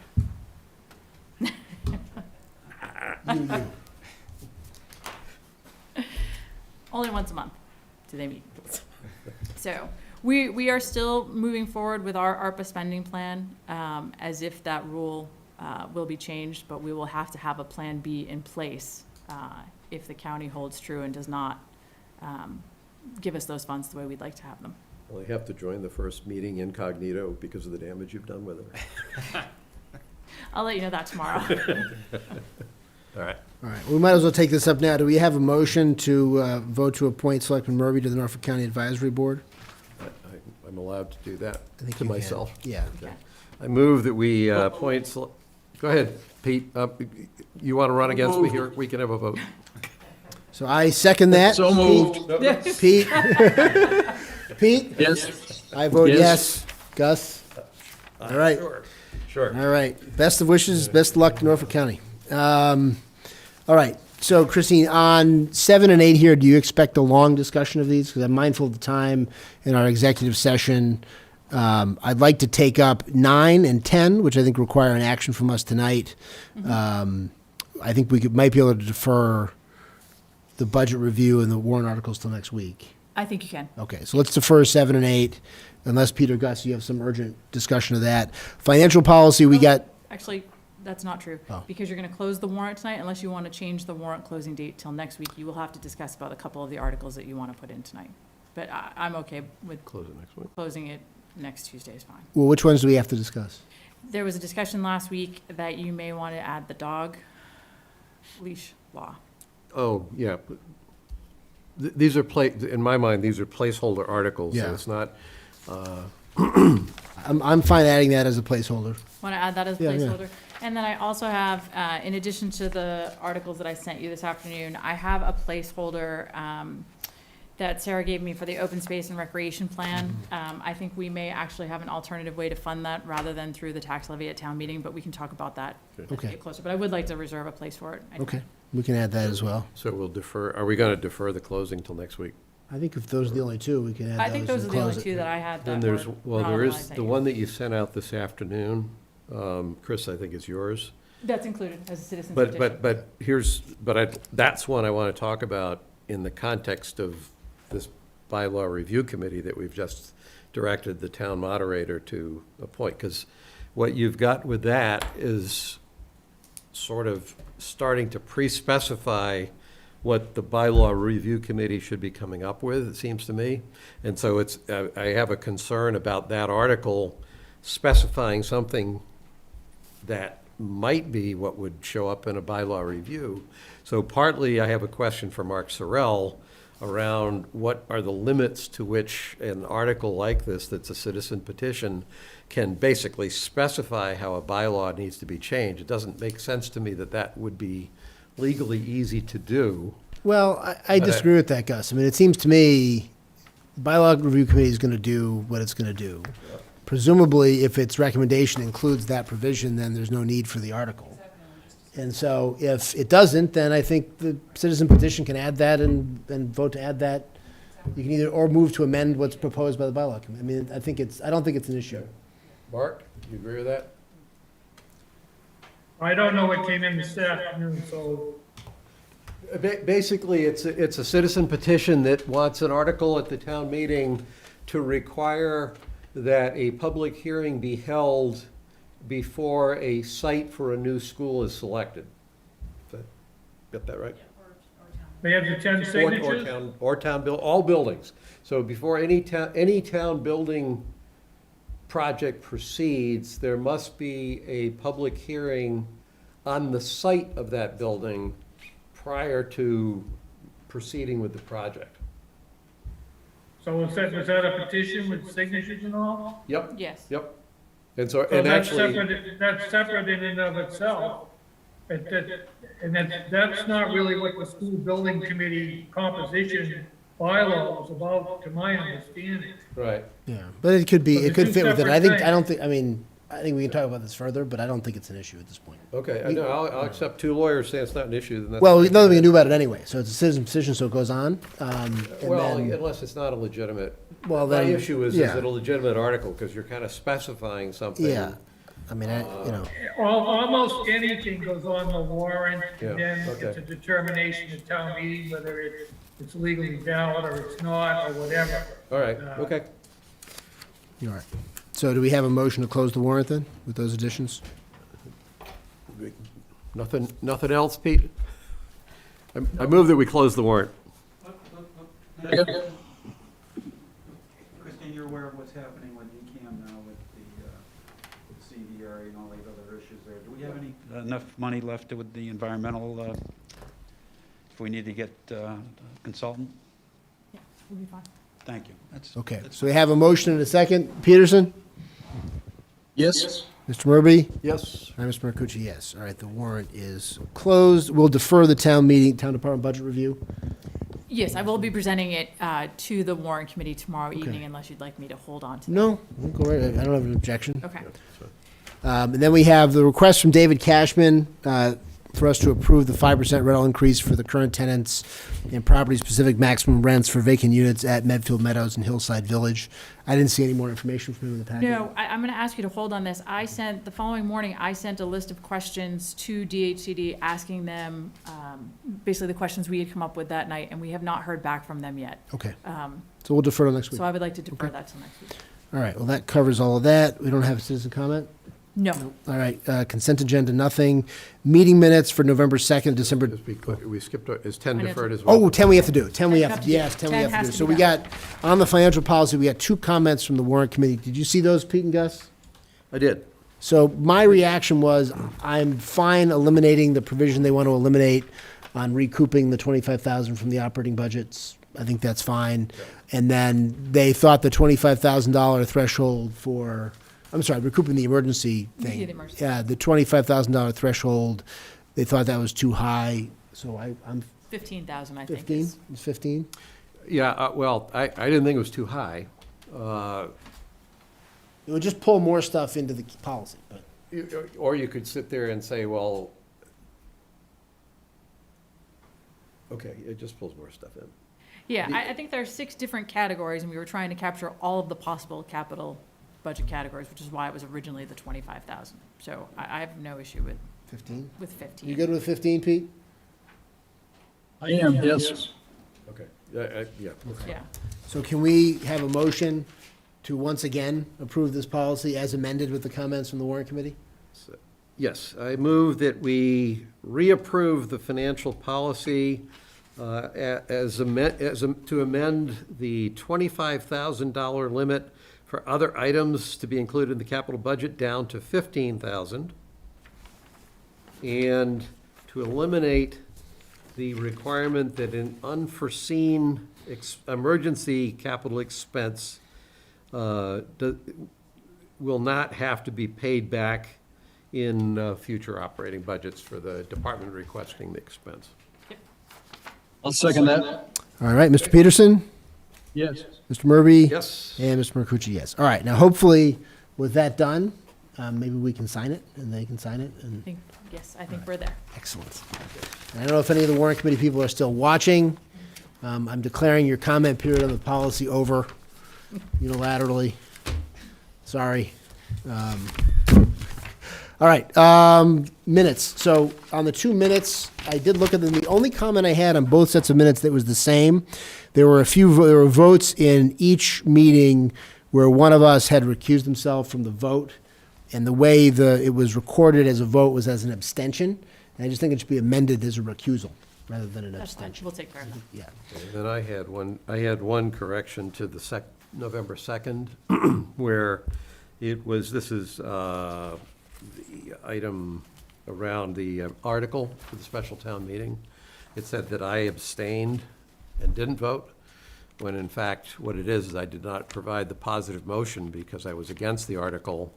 You voted no on the article. I voted Yeah, no yeah. on the article, so I didn't abstain, I voted no. Right. And that's the reason I didn't provide the motion, was because I was not in favor of it. All right, town administrator updates? I have nothing else. Nothing else? All right. Oh, let's have a motion to approve those minutes. I move that we approve the November 2nd and December, where are we at, 21st minutes as amended. All right, Mr. Peterson? Yes. Mr. Murby? Yes. And Mr. Marcucci, yes. All right, next meeting dates, we're invited to the Town of Medfield Climate Action Plan presentation. Our next official meeting is February 1st, next Tuesday. Selectmen reports, Pete?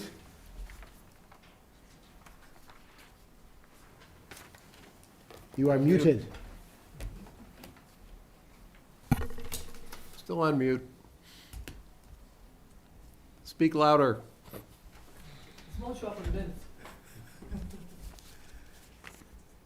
Pete, you're still on mute. I think he turned his speaker off, too. You can't hear us telling him he's on mute.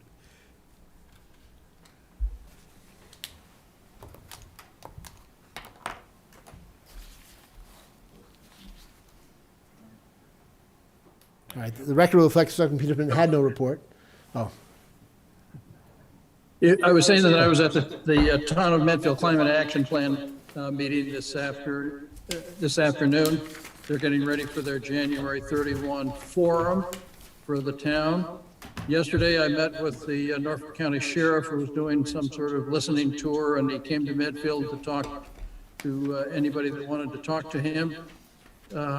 He actually says that he can send a cruiser over anytime we need to get an extra cruiser on the street, Chris. So you might keep that in mind. And they can take prisoners and take care of them for us if we need that to be done as well. And that's it. Did he define take care of them? easy, Gus. Yes, yes. Anything? No, I actually don't. No. The only thing, we have collective bargaining meetings scheduled for tomorrow and Thursday with police and fire. And motion to adjourn? No, executive session. Oh, I'm sorry, we have to go into executive session. All right. I declare that we need to go into executive session to discuss the purchase, exchange, lease, or value of real property, and having the discussion in open session would be detrimental to our bargaining position, and the open session will not reconvene at the conclusion of the executive session. I move that we move to closed executive session for the purpose of don't have this all written down, I have to think about it. I move that we move to an executive session in light of the chair having determined that the purpose of this session is to discuss the purchase, exchange, lease, or value of real property, and that we will not reconvene in open session at the conclusion of that. All right, Mr. Peterson? Yes. Mr. Murby? Yes. And I vote yes. All right, good night, everybody. Right.